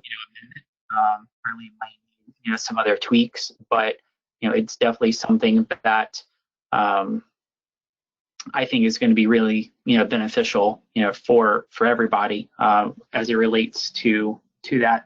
I did have another question though, and maybe this might be better for Melissa. With the current comp plan, I couldn't find any sort of incentives that are in the land development code, for for those that are those moderate income levels, for either like workforce housing, or I know we don't have attainable housing officially in the code just yet, but I'm sure it'll be there pretty soon.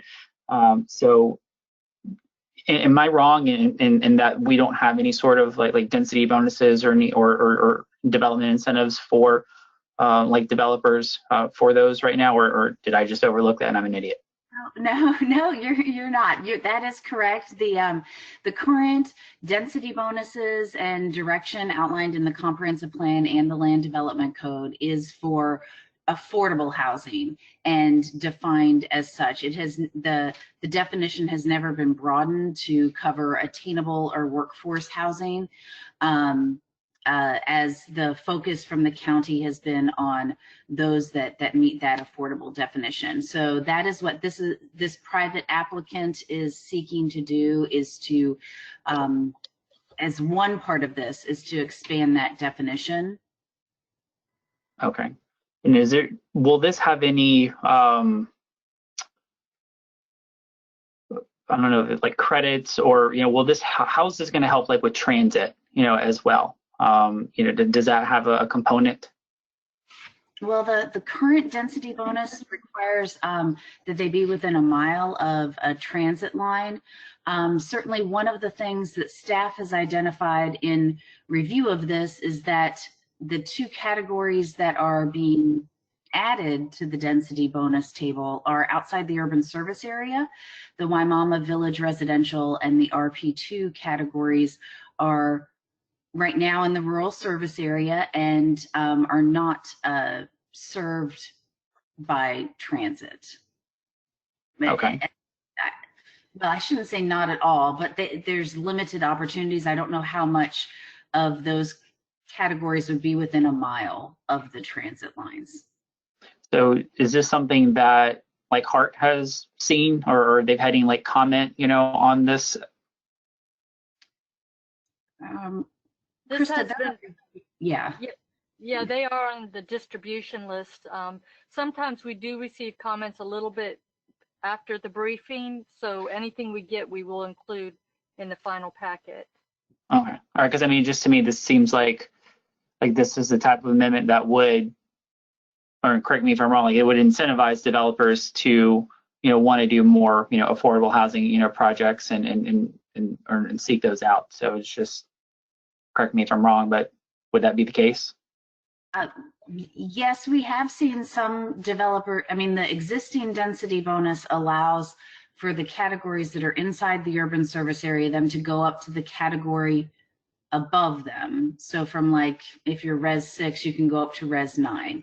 I would say we've seen some limited applicability of that. I think a lot of what we have heard is that there are sometimes challenges going above certain density thresholds, and that changes the type of development and the product that they're seeking to provide.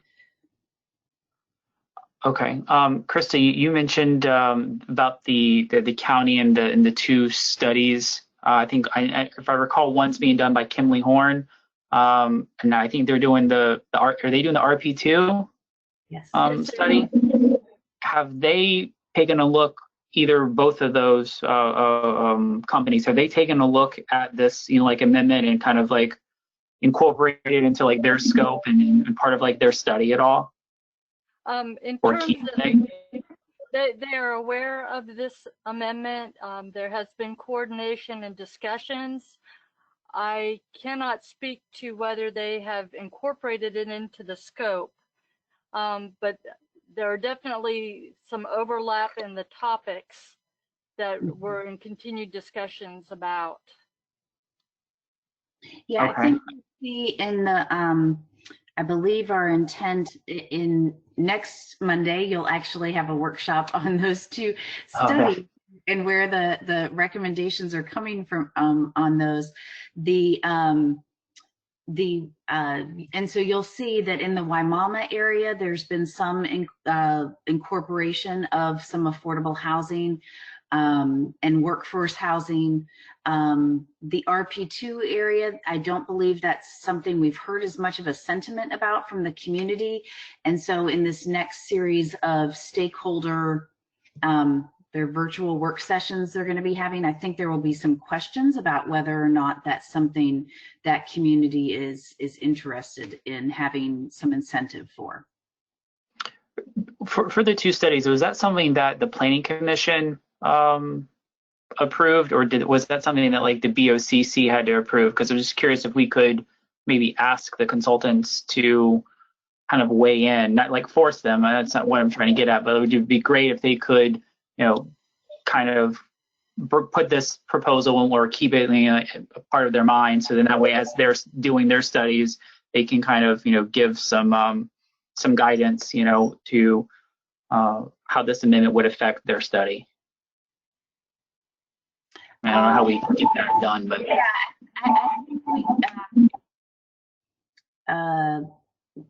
I think that's to some degree what we've been trying to coordinate is if they're, if this meshes with what they're hearing from the community, then certainly it would be a lot simpler to have these have it incorporated in those efforts as opposed to running as if it is competing with those. So I think that's something, that's why we've coordinated a meeting that I think was held last week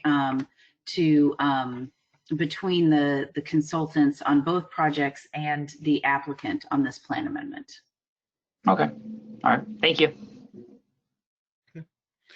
Any other questions on this item, the 20-09 affordable housing density bonus? Okay, we'll move on to Hillsborough County Comprehensive Plan Amendment 20-10 future land use map amendment.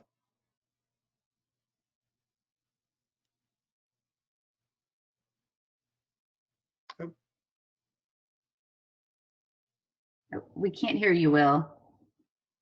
You're muted. Yeah, Will, we can't hear. All right, here we go. We can hear you now. All right.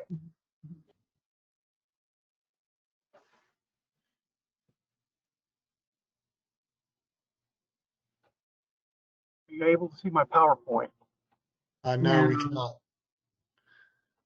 It must be showing on a different screen. Do you have two screens? I do. Pull it over. See if you can pull it over onto the one that has the lake on it.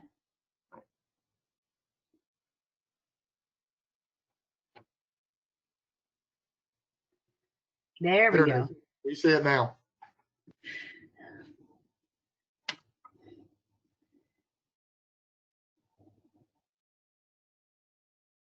Good delay.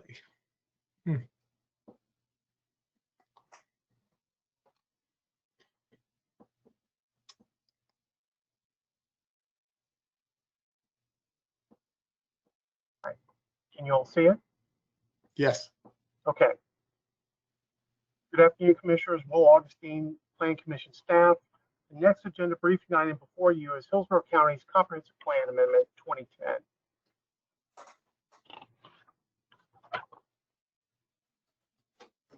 Comprehensive Plan Amendment 2010 is located in northwest Hillsborough County along North Dale Mabry Highway, just south of West Fletcher Avenue. It is located within the urban service area. The subject site of the plan amendment is a privately initiated map amendment in northwest Hillsborough County, which is approximately 4.75 acres in size. The aerial shows that the surrounding area is predominantly single-family homes. The land use of residential 4 and residential 12 predominate the area. The subject property is south of West Fletcher, North Dale Mabry Highway intersection. Gun Highway and Lineball Avenue is to the southwest. North Armenia Avenue is to the east. The subject site has the adopted residential 4, residential 12, and office commercial 20 land use classifications.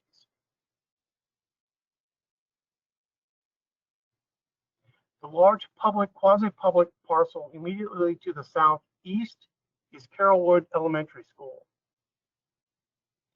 The areas along North Dale Mabry Highway is a mixture of office, commercial, and multifamily uses. Residential 4, residential 12, and office commercial 20 are the predominant land uses of the surrounding properties. The applicant is requesting an office commercial 20 land use change.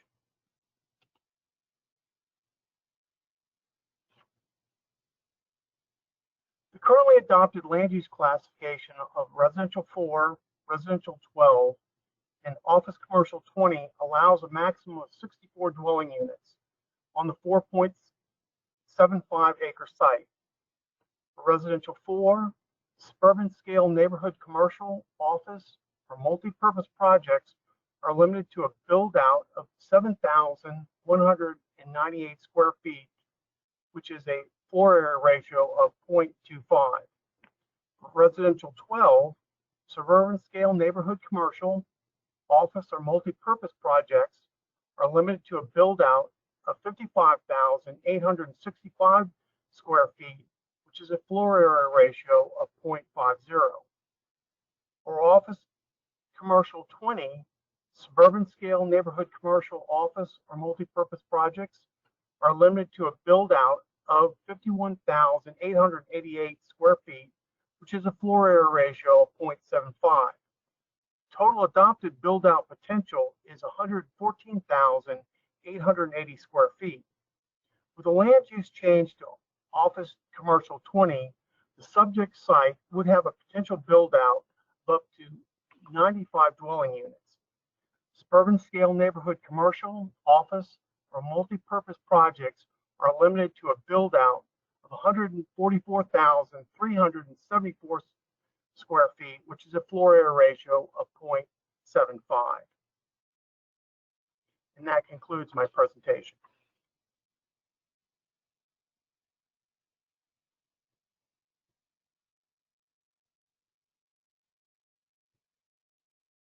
Sorry about that. My mic was off. Any questions, comments from anyone? Any questions, comments from commissioners on Hillsborough Comprehensive Plan Amendment 20-10? Okay, thank you. We will move back to item number 6 on our agenda, which is a briefing on concentrations of poverty.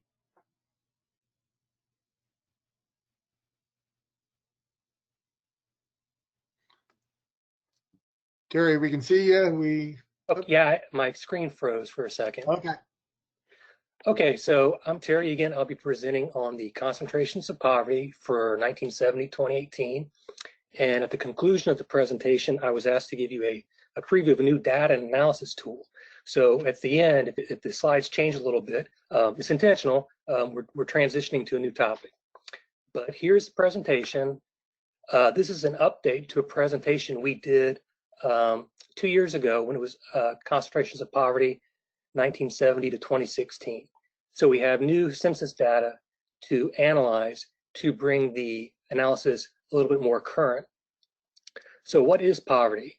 So there's 3 things we look at when we're analyzing poverty. It's poverty thresholds, poverty guidelines, and what's called the ratio of income to poverty.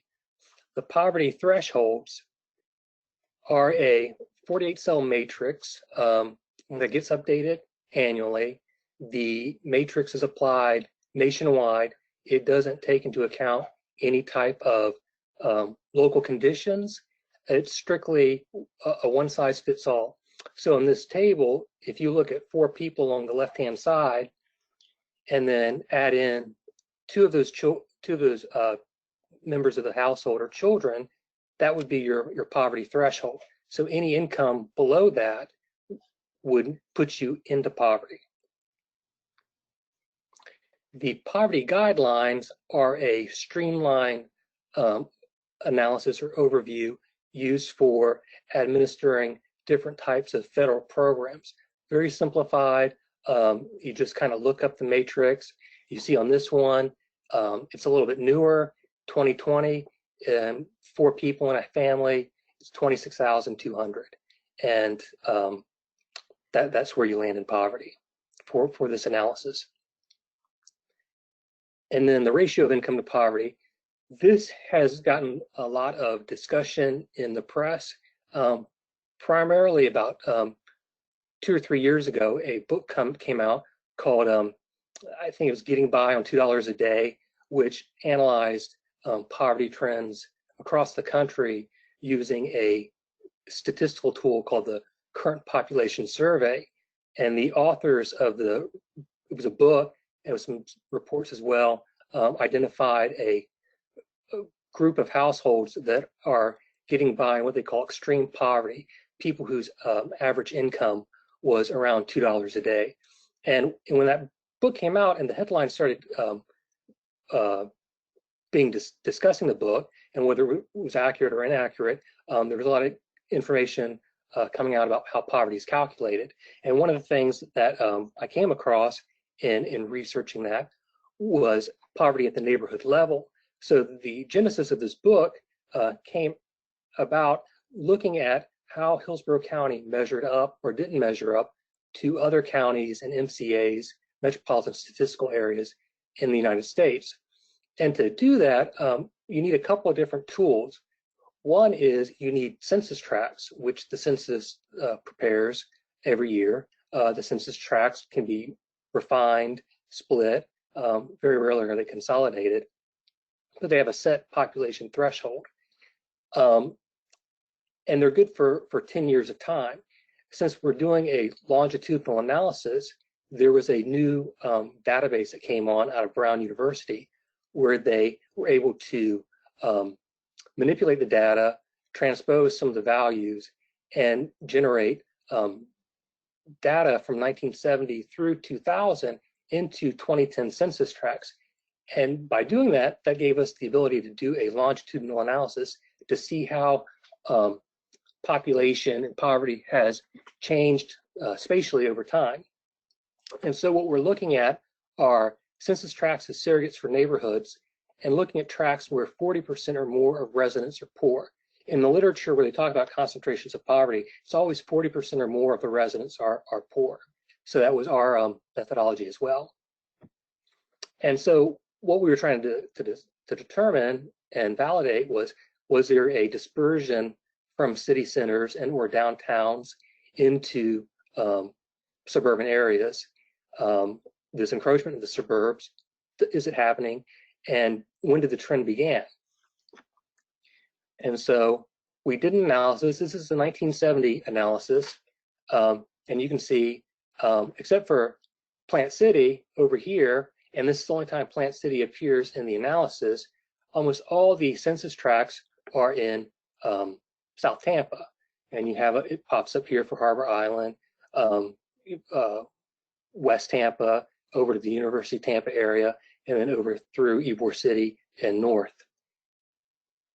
And then in 1980, it becomes much more compact. You still have one tract neighborhood up here, which I believe there was some type of housing assistance located there.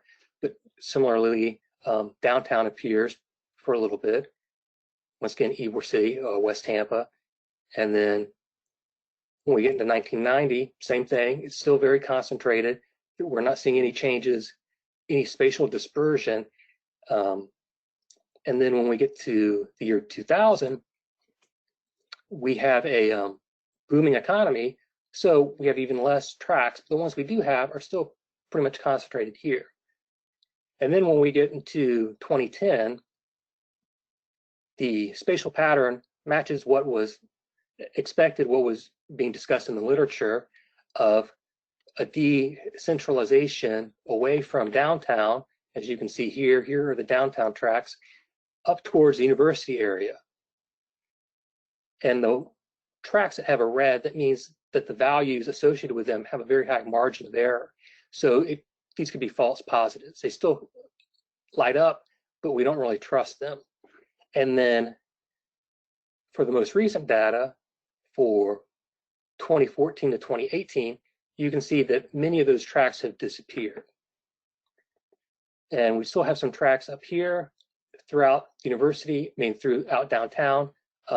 Here's the inset, tract 43 in West Tampa. That's most likely going to be a false positive because a lot of the housing in that area has been torn down, but you can see a expansion into unincorporated Hillsborough County here and up here as well.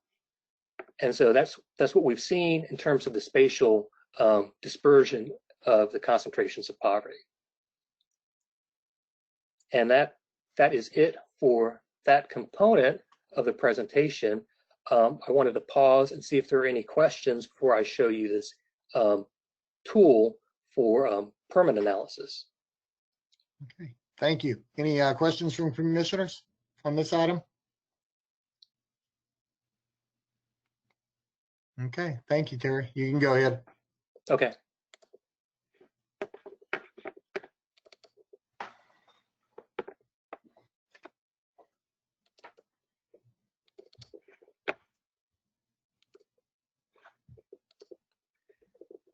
So this is a new tool that we've developed here at the Planning Commission.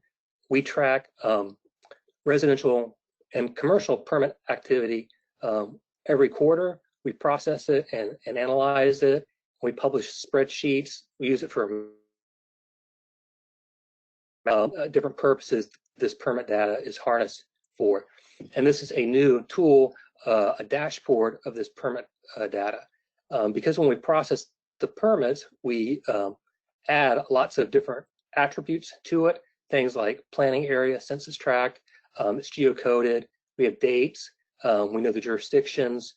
So here, if someone who is doing research on development in an area, they can select a jurisdiction, the screen will change, and then they can further refine their search by the types of permits. So if they wanted to know what apartments were in the city of Tampa that have been permitted, and then they can further refine it through a custom data time series analysis.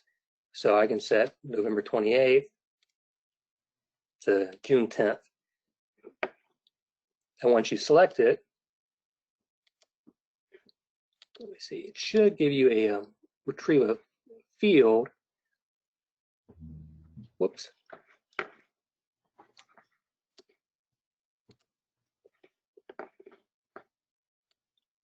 And there they are. And then once you click on it, it has the actual raw information associated with that permit. So you can see, the number of units, who pulled it, a little description, whatever data we receive from the issuing jurisdiction. So the 4 jurisdictions in Hillsborough County, we get that data, we scrub it, we have a template, we assign the template to all the permit data, and we try to retain as much of their metadata as possible. And then if someone wanted to just get reports on a jurisdiction, they can click on one of these tabs at the bottom, and it gives you a breakdown of permit activity by jurisdiction, by quarter, by planning area. Planning area is strictly for unincorporated Hillsborough County, area-wide. So there's a little overview, and it tells you if it's down or up from the preceding year, and then the different jurisdictions have their own tab. And up at the top where it says last updated, that gives you an idea of where we are in the processing. So we'll update this again sometime in late July or early August once the next quarter's worth of permits are supplied to us and they've been processed. And that's it. Any questions from commissioners? Terry, I do have a question. What you may have mentioned, that second program you just showed, what program? What is the name of that? It's a residential permits database. Okay. Any questions, comments from commissioners before we move on? I thought a great presentation, very interesting information. Are other communities or the Temple Terrace or Hillsborough County, any other agencies asking for this information, or are you working with others with this information? School board, things of that nature? For the permit data? No, for the poverty information. Yes. So there's a Councilman Bill Carlson at the city of Tampa who's very interested in it and has been asking for that information. As we make it available, I think more people are going to be interested in it and can use it. Okay. And is that something that the other, I mean, can the public get access to this, or is this direct access to it in any way? Yes, I turned that report that everybody got a copy of the concentration of poverty report. It's actually also exists in what's called a story map, and it's on our website. So all the maps that you see in the report they're live on the website, and you can interact with them. And there's additional data as well, such as eviction rate filings, things such as that you can't really put into a print resource, but can be leveraged in an online environment and used. Okay, great information. Thank you, Terry. Okay. Thanks. Moving on to item number 7, the briefing City of Temple Terrace plan amendments. Afternoon, Mark. Good afternoon, commissioners. I like your tie. Thank you. Trying to bring up my PowerPoint here.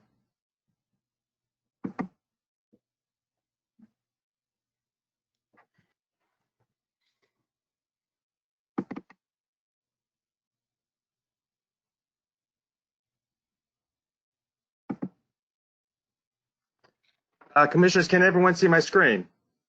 Not yet. We just see you. Okay.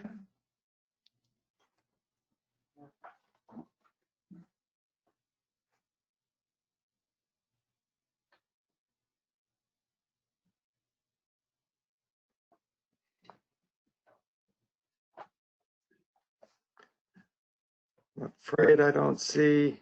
I hit share my screen.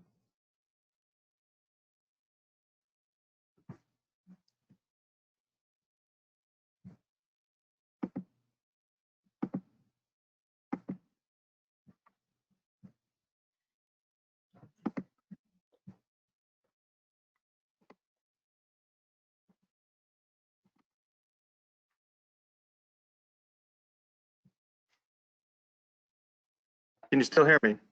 Yeah, we can hear you. We see you, not the screen yet.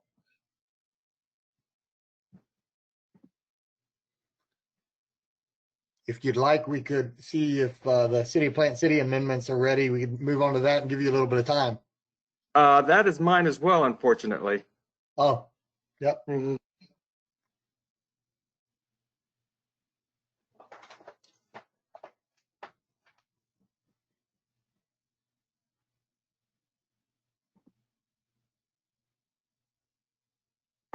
Mark, try unsharing your screen and then resharing your screen. I don't see the box to actually unclick that, Lionel. It's the orange box with the white arrow. If you go down 3 spaces, the microphone, the camera, and then there should be a screen.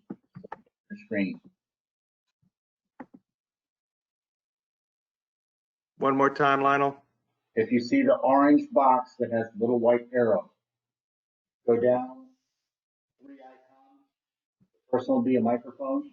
Second will be the video camera. Third will be a box where you can share your screen.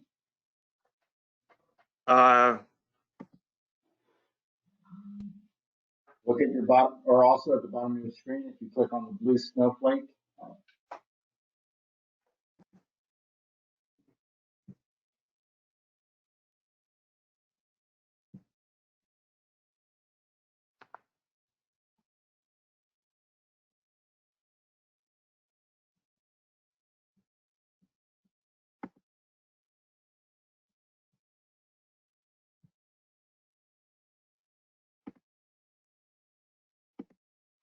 If it would be helpful, I think I can share it on my screen, and then you just talk through it, Mark.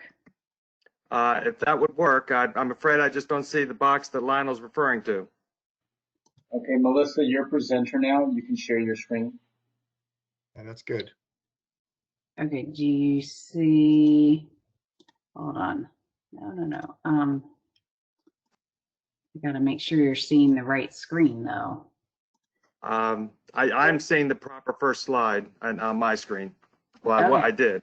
Okay, now you see it. Okay, great. And I guess I'll need to ask you to advance the slides. Yep. Which I think I just did. Yeah, you did. It's Yes. on. Okay. Sorry about that. Mark Hudson, Planning Commission staff. Hopefully we can overcome these slight technical difficulties. For the city of Temple Terrace, we are processing one plan amendment, TTCPA 2002. The slide that you see before you right now shows you the general location of that, which is just south of Temple Terrace Highway, just east of North 78th Street. If I could have the next slide, Melissa.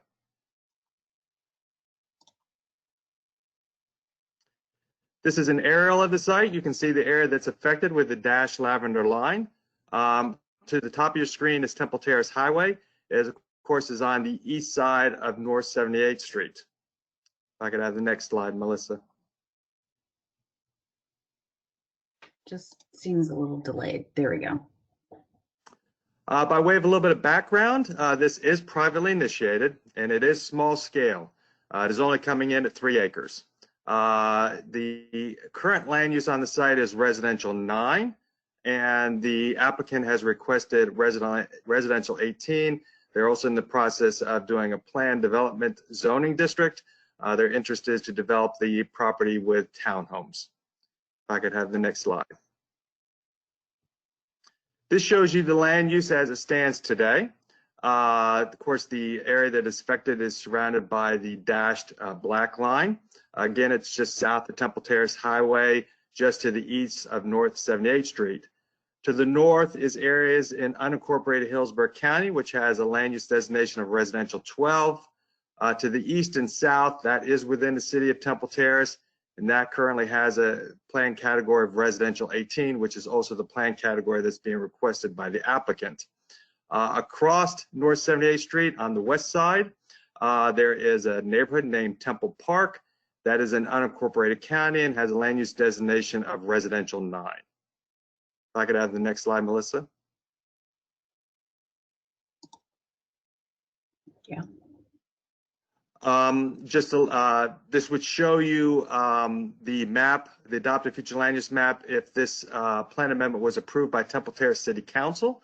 Would have the brown color of the designation of Temple Terrace Residential 18, similar to what you see to the east and to the south today.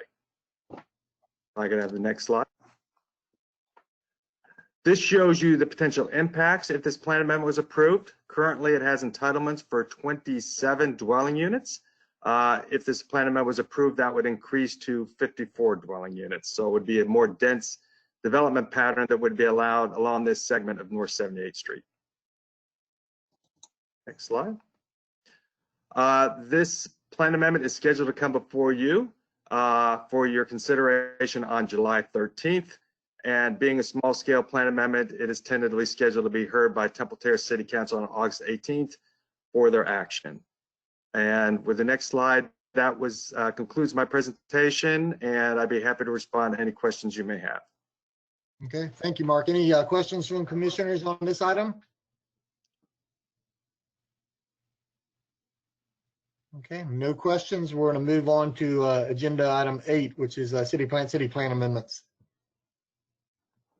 It's going to take me just a minute to download that presentation. Yes, this is 4 plan amendments. While that's being downloaded by Melissa, we are processing 4 plan amendments for the City of Plant City this cycle, 3 map amendments and 1 text amendment.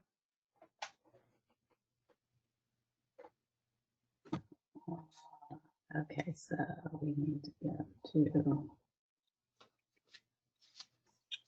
there we go. That's it. You see it? Okay. I do.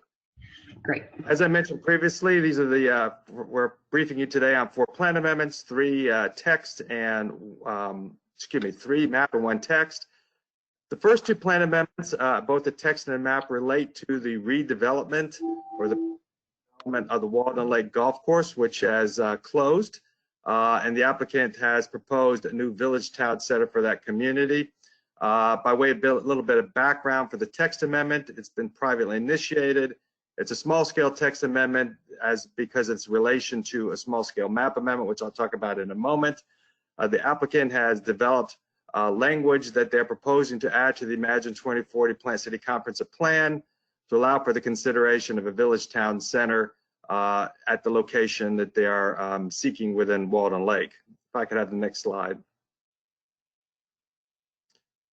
A little bit of some of the parameters to this. Obviously, the language that is included in the briefing is more complete than this, but I just wanted to give you some highlights. The Village Town Center would have a maximum size of 10 acres based on the proposed text amendment. It would be classified generally urban in intensity and density. They're requesting a 0.9 floor area ratio. It does allow for the consideration of some neighborhood commercial office uses if they're vertically integrated within a building that also contains multifamily. The neighborhood commercial office uses would be limited to no more than 20,000 square feet. I could have the next slide. Now I'm going to go into the map, the corresponding map amendment to give you a little idea of where the applicant is proposing to apply this new land use plan category if it was approved by the Plant City Commission. Generally, it's located in Walden Lake, north of Clubhouse Drive, west of Masters Way and Wedgewood Drive, and south and east of Sydney Row. You can see the location there with the star on the Plant City Vision map. This would be PCCPA 2002. The corresponding text amendment was PCCPA 2001. If I could have the next slide, Melissa.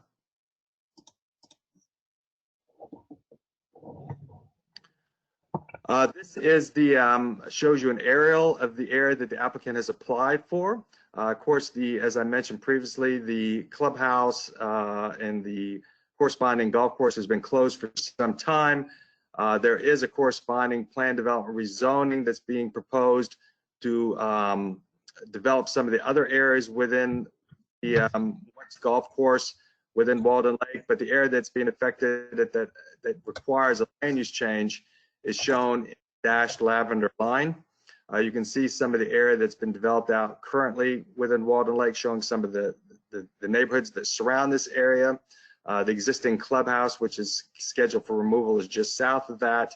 To the north, across the CSX railroad tracks where there is no access to this site, is an industrial area. And if you went a little bit further north off the aerial, you would actually see Plant City Airport.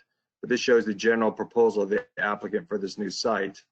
By way of a little bit of background, I've already mentioned it's privately initiated. It is small scale, coming in at 9.9 acres. Its current land use is residential 6. Of course, the applicant is proposing the new plan category that they developed called Village Town Center. I got the next slide.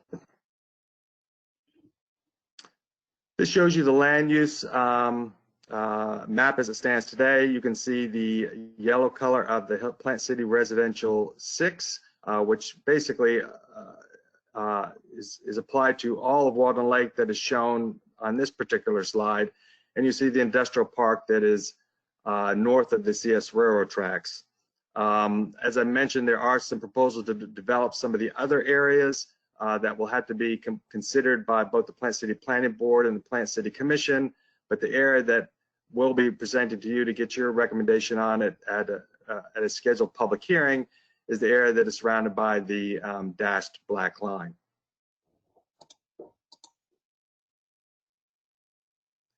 And this shows you just the change of the lavender color if that Village Town Center was approved ultimately by the City Commission.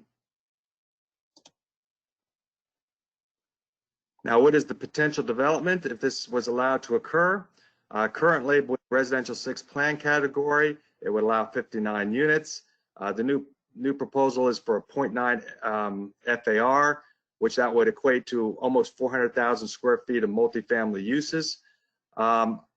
By using 1,000 square feet as a general guideline for a typical apartment, that would come out to about 378 dwelling units. There could be apartments smaller or larger, but that was just to give you a general idea of how many units theoretically could be allowed there. I do know that I have seen some initial, the initial plan development zoning modification has been applied to the city, And as part of that, they're actually requesting 260 units. But we're analyzing it based on its maximum build-out potential here. Also, as I mentioned, there's an opportunity for neighborhood commercial office. The maximum would be 20,000 square feet, and the minimum required to garner that land use category would be 10,000 square feet.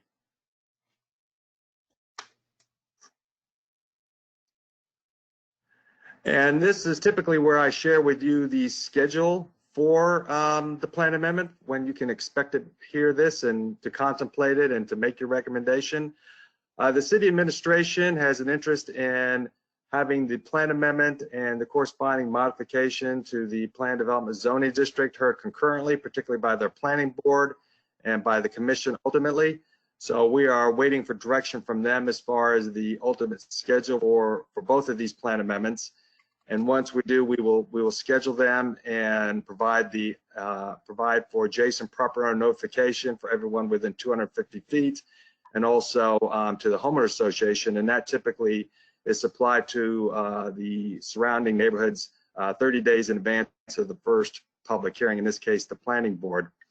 One thing that the commissioners, you can supply some additional feedback to the executive director and myself, is we expect a great deal of interest from the local community in this application, and also for their opportunity to participate. We've already received some comments and we expect to receive a lot more.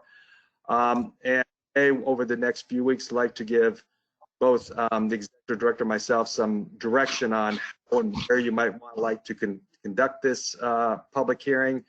We anticipate that our current commission chambers will not accommodate the number of people who we expect to be interested. Particularly if we have to implement social distancing requirements. And you may have some thoughts, ideas of how we should conduct this hearing. I will say, historically, a facility that has served us well, that would allow us to hold a hearing that would allow for the social distancing and the participation that we anticipate. There is a facility called the Trinkle Center on the campus of HCC in Plant City. So that's one I would mention that you might want to consider, but there may be others that you would like us to take into account. And I believe that, I'm just available for any questions you have on these first two amendments. Okay, any questions or The comments? next slide, Melissa. Any questions or comments? Commissioner Yes, Green. Mr. Chairman. Thank you, Mr. Chairman. Mark, I had a couple of quick questions on this this last amendment. Village center. Now that will be a new land use category created by this amendment.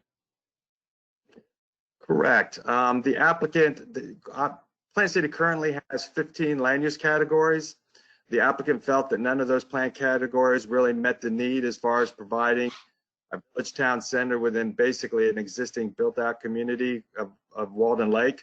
So they created one that they felt would fit within the character of the community. Obviously, our staff is going to be evaluating that to see if we concur with their position.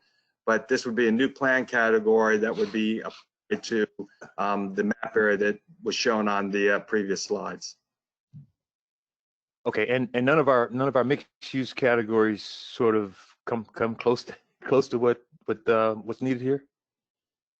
Not really. They've added a lot of provisions to try to limit particularly the neighborhood serving commercial uses to less intense uses than would typically be allowed in some of our other mixed use plan categories. For example, they have language in there that drive-throughs for food establishments would not be allowed. Certain types of businesses that generate a great deal of traffic would not be allowed. There tend to be less intense uses than most of our other plan categories, mixed use plan categories would contemplate. Also, the the requirements as far as being integrated vertically mixed use structure that is not part of some of our other plan categories that we currently have in that palette of uses that we currently have available in Plant City. We have 15 plan categories in Plant City. I think the city of Tampa has, pushing 30. And I see as Plant City grows and becomes more complex, from time to time, there is a need to create a new plan category, and staff has done that on occasion. But in this case, this is being proposed by a private applicant. Okay. My next question has to do with the amount of commercial space that's that meets the criteria for this proposed land use category. Is that spelled out anywhere? How does that work? I mean, would the applicant or ultimately the developer, would they be required to commit to a certain let's say square footage of commercial uses within this overall development? I'm sorry. Oh, okay. Yeah, the way it's currently written is the maximum be 20,000 square feet. They would be required at a minimum to have 10,000 square feet. I believe that no single use can be more than 5,000 square feet, so that 10,000 square feet couldn't be consumed by a single use. Also, the neighborhood commercial uses would have to be integrated into a mixed-use building, vertically integrated. So you couldn't have standalone commercial uses without being integrated into a multi-use building. Those are the general parameters that the applicant is proposing currently in the language. Okay, but if I understand you correctly, then so someone could put the total 10,000 minimum required in one building. It could be in one building with 4 separate uses, correct? Excuse me, 2 separate uses. That would be the minimum. Okay. Okay. Okay. All right. Thank you. Okay. Thank you, Commissioner Green. Any other questions concerning this item? Okay. Thank you. We'll move on to the next item.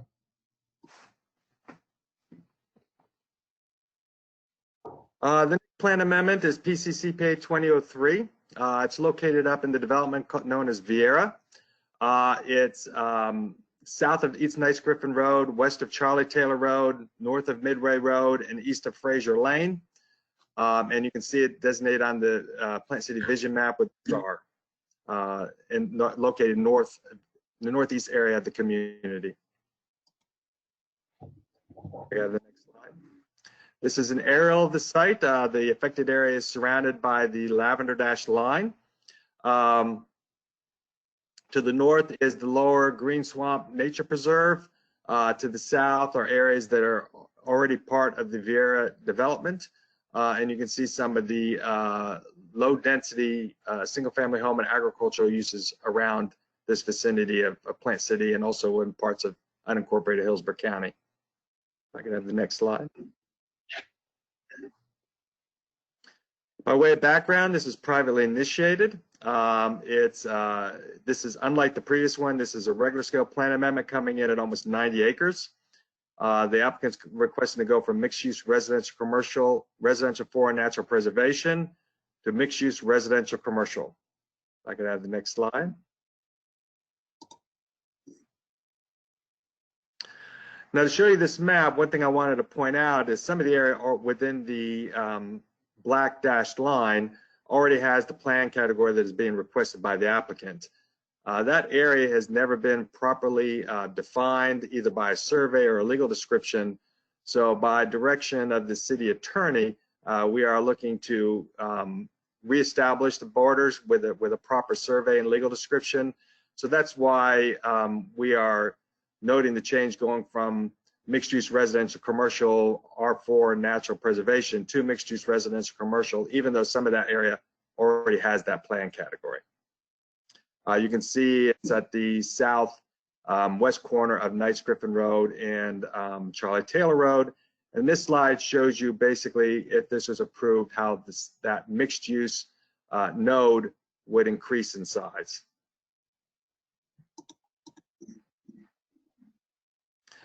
By the way, what are the impacts? The existing development would allow 531 dwelling units, 164,000 square feet of commercial office uses, or some combination thereof.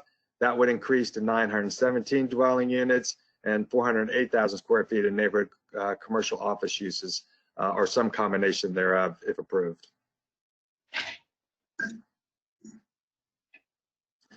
Finally, this plan amendment and the next does have a defined timeline.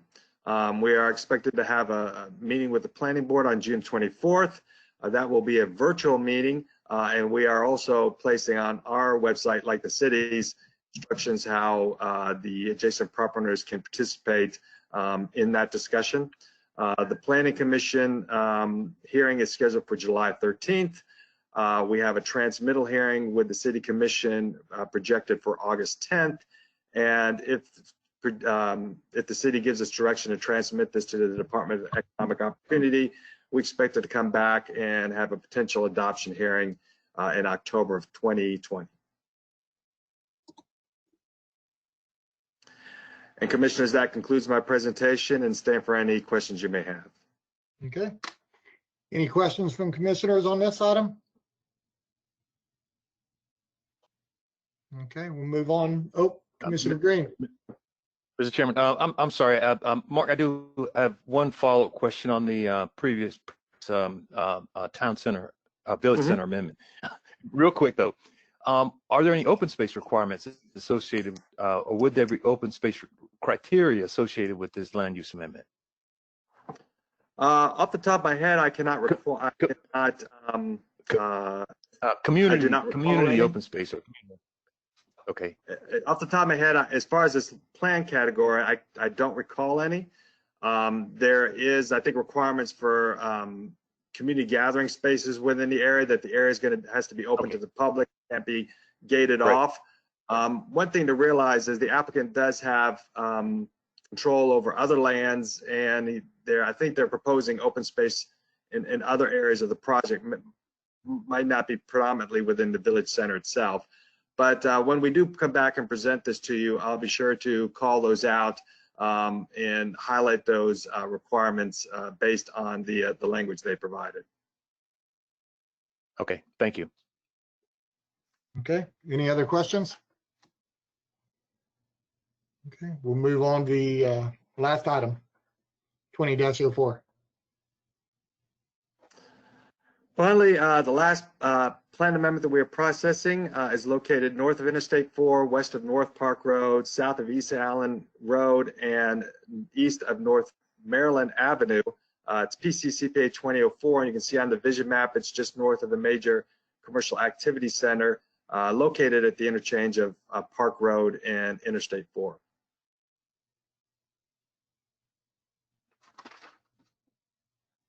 This shows you the area of the site. Again, you can see East Sam Allen Road to the north, North Park Road to the east, and the site that's being affected is surrounded by the lavender dashed line.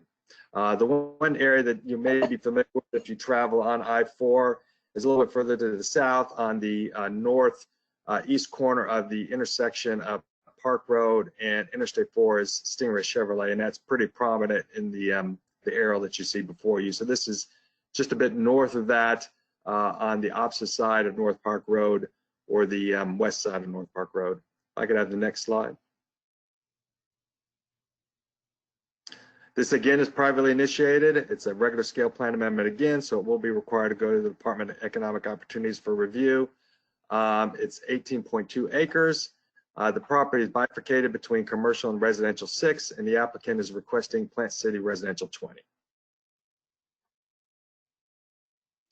This shows you the land use map as it stands today. Again, I already mentioned the bifurcation between the commercial and the residential 6.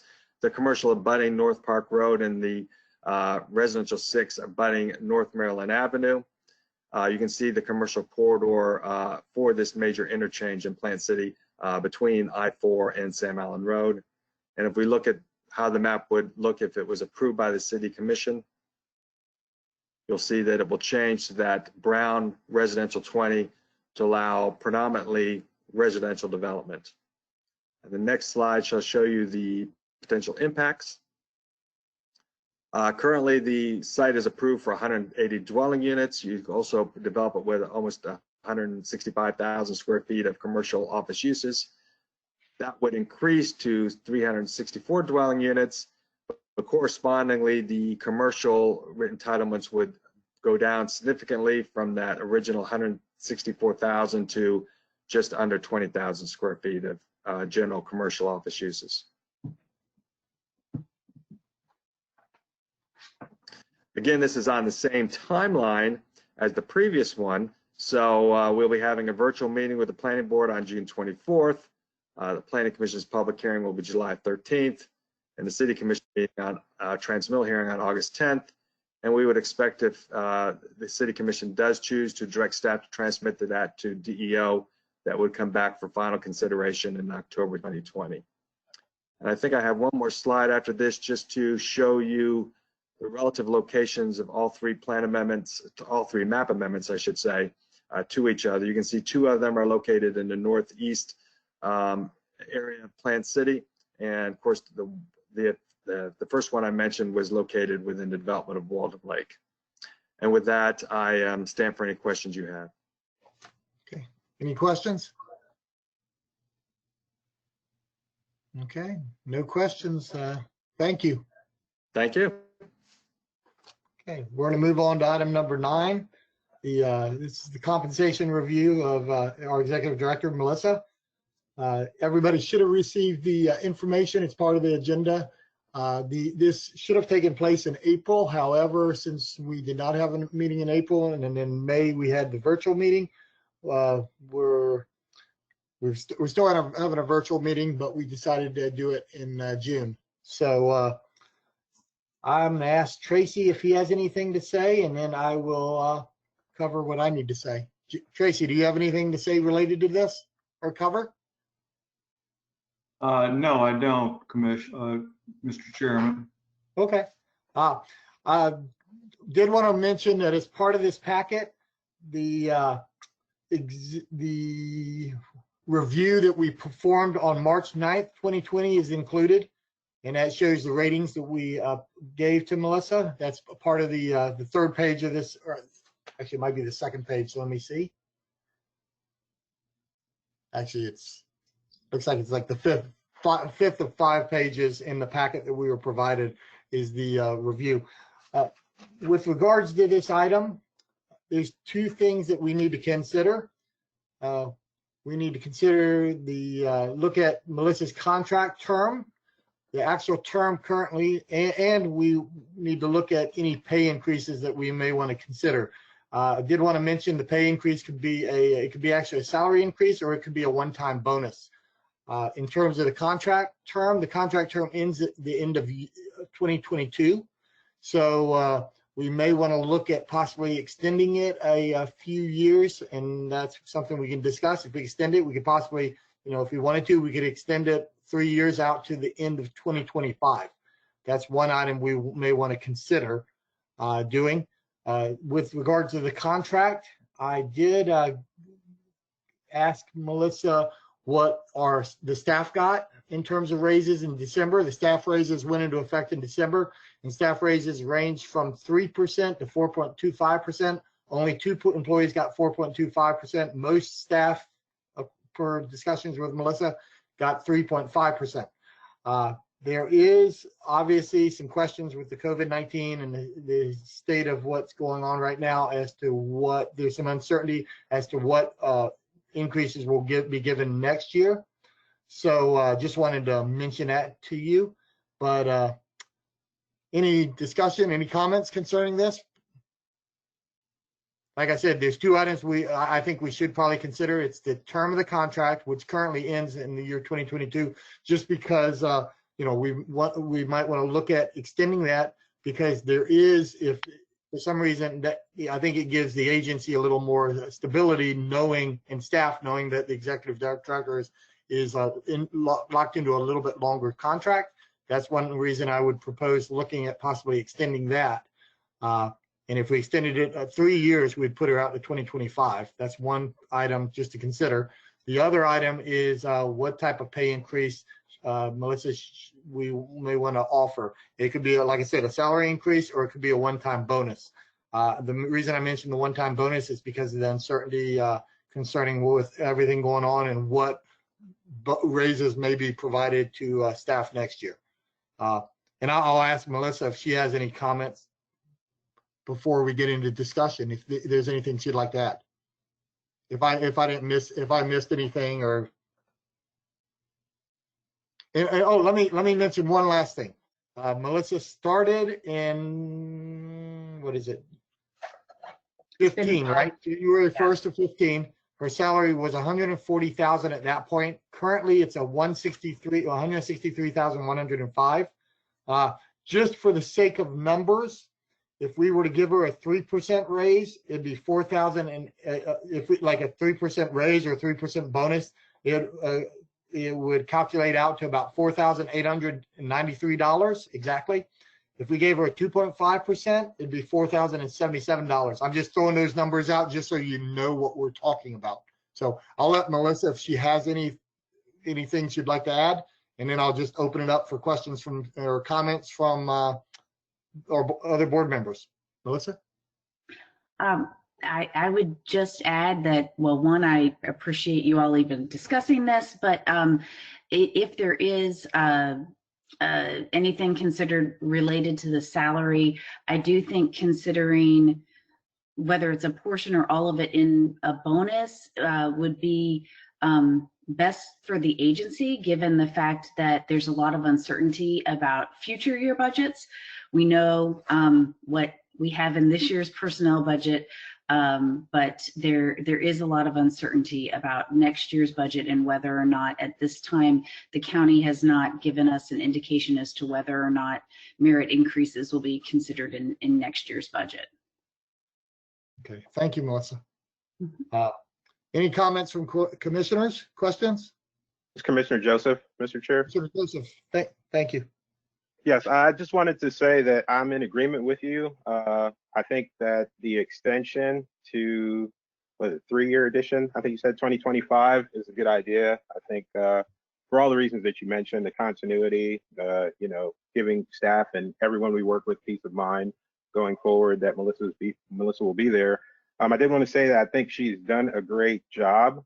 I'm always put at ease knowing that Melissa's there because she is so thorough and just handles things really well. So as a planning commissioner, I wanted to definitely give her my thanks for the job that she does. And as for the 3%, 2%, 4% bonus, or if not, I'll sit back and listen to some more conversation about that. Obviously, with everything I just said, I do think some increase of some form is warranted because she does a great job. But as to what we're going to exactly land on, I think I'll listen a little bit more to some input. Okay. Before I let Commissioner Dix, I just wanted to pose a question to Tracy. In terms of the motion, if we address the contract term and a salary or a bonus, my thought is it might make sense to do that as 2 separate motions just to make it a little cleaner. But I wanted to think is from a legal point, Tracy, do you have any concern with that? No, I think that's an excellent idea. I was going to suggest that it might be done by 2 separate motions. Okay, I just wanted to throw that out there. Thank you, Tracy. I think so. If we get to a point where we're talking about motions for extending the contract, and if that's something somebody would like to make a motion on, we'll make that, and then we can address the salary or bonus, however we want to do. But I think, like I said, I would propose that we do that as 2 separate ones just to keep it a little bit cleaner, and I think it'll make a little bit more sense. So, Commissioner Dix, I'll let you speak. Thank you, Mr. Chairman. Regarding the extension of the contract, what was the term of the first contract? If I remember correctly, the initial contract was 2 years, and then it was extended to be a 5-year contract in 2017, which is what ends in 2022. That's my recollection too. And Tracy? Sounds correct. I don't have the contract right here in front of me, but I believe there was a previous extension. And I was asking that really in so far as sort of a leading question. If we were hiring you today, which I would be certainly in favor of wholeheartedly. But what would be the length of a contract that we would be offering is if we were starting right now? And I guess what I'm hearing in my mind is anywhere from 2 to 5 years. I would, Yeah. I can answer. I would think that would probably be reasonable. I mean, obviously, 2 years seems kind of short for a contract, in my opinion, because, you know, if we had to hire a new executive director, we almost need a year lead time, at least in the past, in terms of getting out there. You know, you're probably talking close to at least, I'd say 6 to 9 months. 6 months would be pretty short, I would think. So you probably, if you know you're going to be going out for a new executive director, I would think 9 months is the type of lead time you'd want to at least have in terms of advertising and everything. And Melissa, are you looking for anything in particular? I mean, is there something that you are hoping to achieve with this? Well, certainly I would say the stability in my contract term is probably the most important to me and my family, to know that that there's not something looming in a year and a half. Because my recollection is, as Mitch said, that it was about a year before Mr. Shermonte's he was retiring, so his drop, that you all started the process to start looking for an executive director. So I guess 2022 seems soon to this long range planner, and so stability in that regard would be what would mean the most to me. Thank you. And Mr. Chairman, the term that that you casually mentioned, but I'm sure that you had thought it through, was that 5 years? Is that correct? It's actually the current contract, and this is for discussions with Melissa, ends end of year 2022.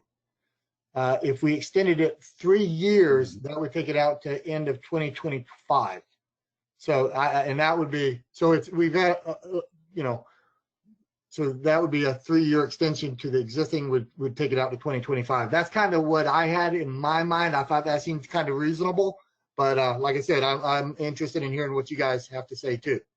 And to council, just real quickly, to Tracy, you have no quarrel with that if it came in the form of a motion. Is that correct? That's correct. Okay, and I'm comfortable with that, certainly. So if you want me to, we can at least begin the conversation and the discussion that I would move that we extend the contract and making that a pure motion, separating that from any compensation discussion. Before you make that, let me just see if there's any other comments. Any other comments from anybody else? We can always discuss the motion once it's made and seconded, but any comments before Commissioner Dix makes this motion? Okay, Commissioner Dix, if you'd make the motion, that'd be great. So done. There you go. Second. Okay. Commissioner Joseph. This has made the motion to extend the contract to for additional 3 years, which would end at the end of 2025. Commissioner Josephs, I believe, was the one who seconded. Yes. Okay. Any further discussion, comments, questions concerning this motion? Okay. No comments, questions. Let's take it to a vote. If we could have a roll call vote, that'd be great. Thrower? Yes. Bernstein? Aye. Cardenas? Yes. Dix? Yes. Green? Yes. Joseph? Aye. Press? Yes. Marino? Yes. Powell? Yes. Motion carried 9-0. Okay, thank you. Going back to, so that's good. You got stability. Thank you very much. I can't tell you how much that means to me that you have that kind of confidence in me. Yep, it's well deserved. You've done a great job. So getting back to the salary, any kind of salary increase or bonus, any thoughts, concerns? Like I said, I gave some general information, but any thoughts, concerns from anyone?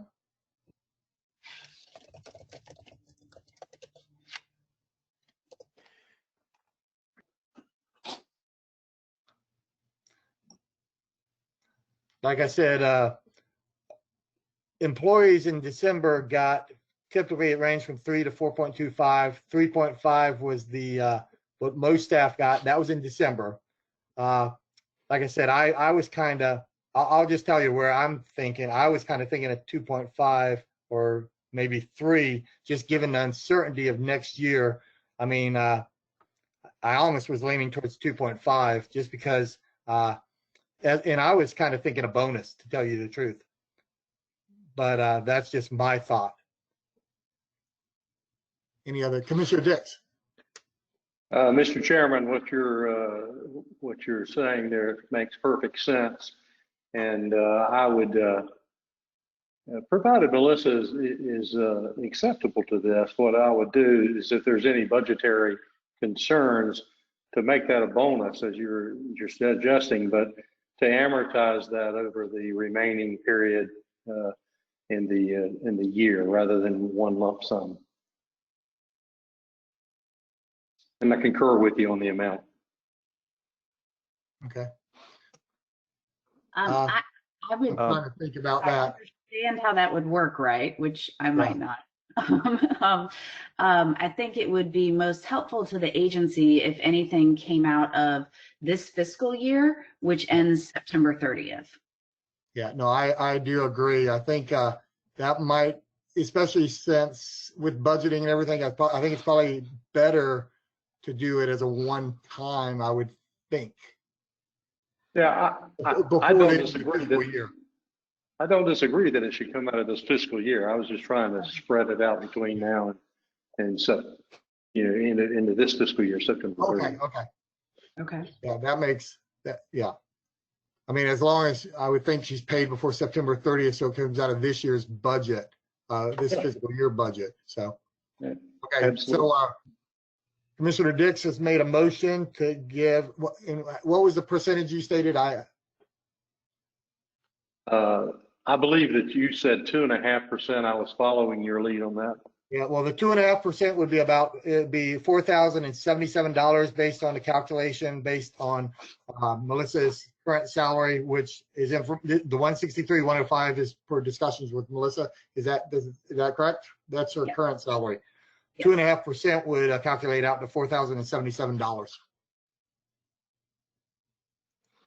Which, if we gave it as a bonus, it would be a bonus both during this current fiscal year. Yeah, and Mr. Chairman, I mean, certainly that would be my motion so we can get a discussion on it. But I'm amenable to a lump sum at one time too. It's not a huge amount. I was simply trying to formulate it so that it's kind of like a salary increase, but not necessarily because the budgetary outlook for the next fiscal year is so uncertain. But I'm not, I don't think it's a huge issue at that point. Yeah, no, I agree. Okay, Commissioner Dix has a motion out there. Do we have a second? Mr. Chairman, I would second Commissioner Dix's motion. I think he's looking for a softer blow to the budget, but I would agree. Okay, Commissioner Green seconds. Any further discussion? Any further discussion on the item? If there's no, okay, Tracy? Mr. Chairman, I just want to be clear that the amount is included in the motion for clarity. I mean, that's kind of how I took it, but Commissioner Dix, the amount of the, and that's my calculation. I mean, we could, my calculation, but 2.5% of the 163,105 was $4,077. It might have rounded, I may have rounded it down or up $1 or a few cents. That's fine. Absolutely. Okay. Any further discussion? Any concerns, Tracy, before we take a vote? No, just wanted that to be clear. Okay. Any further discussion? All in favor? We'll take a roll call vote. All in favor, say aye when your name is called. Thrower? Aye. Bernstein? Aye. Cardenas? Aye. Dix, Yes. Green, Yes. Joseph, Aye. Press, Yes. Marino, Aye. Powell. Aye. Motion carried 9-0. Okay, thank you. That's good. We got that out of the way. Thank you, Melissa. I agree with others' comments, Commissioner Dix's comments too. That I think you've been doing a great job, and we're glad to have you here. And it's good to have some stability in terms of knowing the contract goes a little bit longer. So I do agree that's a good thing for the agency and for employees, knowing that you hopefully will be here for at least through 2025. So Yes. Well, thank you. Thank you all very much. I am going to move. Oh, next up is Executive Director's report. Yes, sir. Thank you. So I emailed out the executive director's report on Friday. So hopefully you all got that. I wanted to focus on a couple of things, given that we have a short time before our public hearing. Next week on June 15th, we're going to be having a workshop at 5:30 to go over the Waimama Village Residential 2 land use category study and what those drafts are looking like, as well as the residential planned 2 land use category. So we knew we wouldn't have enough time on today's agenda for that kind of a workshop. So we are scheduling that next Monday at 5:30. The agenda items should be hitting your email this afternoon or evening, and the text that goes along with those will be posted on our website on Thursday. That's something that is still having some continued tweaking on it from staff, so it'll be posted on Thursday for you all to review. But that will be not televised on HTV. It will be virtual, just like this. You'll get another email from GoToWebinar. So hopefully you've rescued those from your junk and gotten those into your inbox. So that should be, that's what we're planning there. On July 13th, I wanted to also be clear, we will be having a regular meeting and a public hearing. We have so many things that are backed up from the past few months that we will be needing to have both a regular meeting and a public hearing. We'll be having some county amendments as well as those Plant City and Temple Terrace plan amendments that Mark gave you the briefing on. We have been looking at some implementation of some portions of our strategic plan related to outreach and education, and have staff has developed some in-house resources related to creating some videos about projects and things that we're doing to share on social media, as well as to share if, for example, on the website when we do something related to a land use study like we are now. In addition, we have been in discussions with 83 Degrees Media about them doing some professional videos, not that what our staff would do are not professional. They would be very professional, but it just would be a different exposure of the videos, because in addition to them creating the videos, they also would share them through their media platform. And those would be more public education opportunities to talk about major issues like the relationship between planning and health, or safety along the lines of Vision Zero. So that's something that if we did that contract, it would be about $2,500 per video production, and that is inclusive of their sharing of the videos through their publications and website online. So I wanted to mention that to make sure that there wasn't any concerns about us pursuing that type of a contract with 83 Degrees. The next thing, 2 other things I wanted to mention. given everything that has been happening in our community over the last few weeks, and by community I mean not just Hillsborough County, but our country as a whole, there's been a lot of discussion internal to our agency about whether or not we are doing enough to address equity in our planning efforts. And the planners here are very committed to doing a better job than we have been about making sure the concerns of all members of our community are embodied in our plans. And so there are a couple of things that we have been discussing doing. One is looking at our comprehensive plans sort of through an equity lens to see where there are things that might be problematic, things that may be contributing to inequities in the community, and then also where are the opportunities for us to improve upon that and do better. As part of that doing better, we've been talking about having with the MPO some listening sessions. They have to update their non-discrimination plan for the MPO later in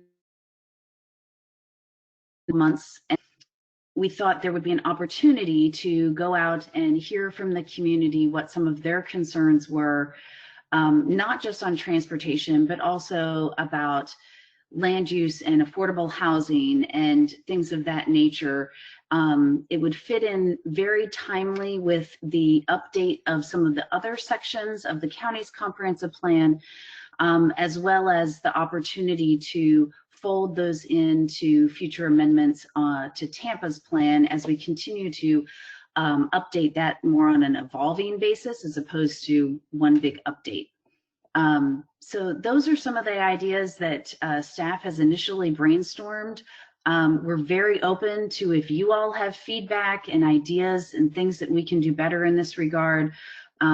We're ready and able to do that. So I wanted to bring that up.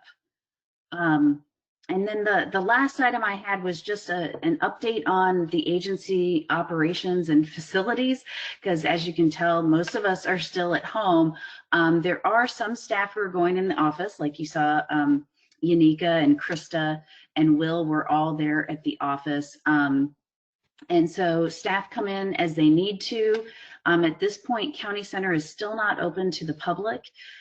So we continue to work with building facilities on the different protocols and procedures that they're putting in place. They have encouraged us to continue telecommuting as long as possible and to the greatest degree that we can, particularly given that our work lends itself to that, and we're not a heavy customer walk-in agency. They are working through how to have folks like the tax collector, who are heavy walk-in client base, relocate to the first floor to minimize the public going up in the elevators and things of that nature. So we're trying to do our part by continuing to telecommute to the great degree. We are working through what a reopening plan for staff starting to come back into the office in a phased way would look like, with the idea towards at some point maybe 50% of the office being there one day, 50% being there the other day. We have a couple areas where we have cubicles that are some challenges in that regard. They have facilities has also gone through and updated what the capacities are for all of our meeting rooms. So your normal boardroom can now hold 25 people. So with appropriate social distancing, and they've marked off which chairs people can sit in and which ones they can't to accommodate social distancing. So at the point that we start having where the governor's order does not cover continuing to have virtual meetings, we will have to look at whether or not our boardroom is the right space to have them in. As Mark suggested, there are facilities like the Trinkle Center in Plant City that for that amendment might be a larger space, allows to accommodate more than 25 people at a time and have them in that space. So we're exploring a lot of different ideas in that regard. And we'll keep you posted if something changes and the meetings are not continuing to be virtual. And that is my update. Okay, thank you, Melissa. Under other business, I don't have any chair's business. Is there any old business? Okay, is there any new business? Any committee reports?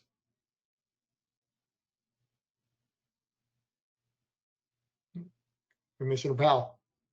Thank you, Mr. Chair. I won't be too long here because I answered a lot of questions, but because then I spoke about the AHAB meeting earlier today, but we finally did meet after a couple of months. We're waiting on some updates on when the governor is going to sign budget and some things of that nature, so we know if the Sadowski Trust is still going to get fully funded.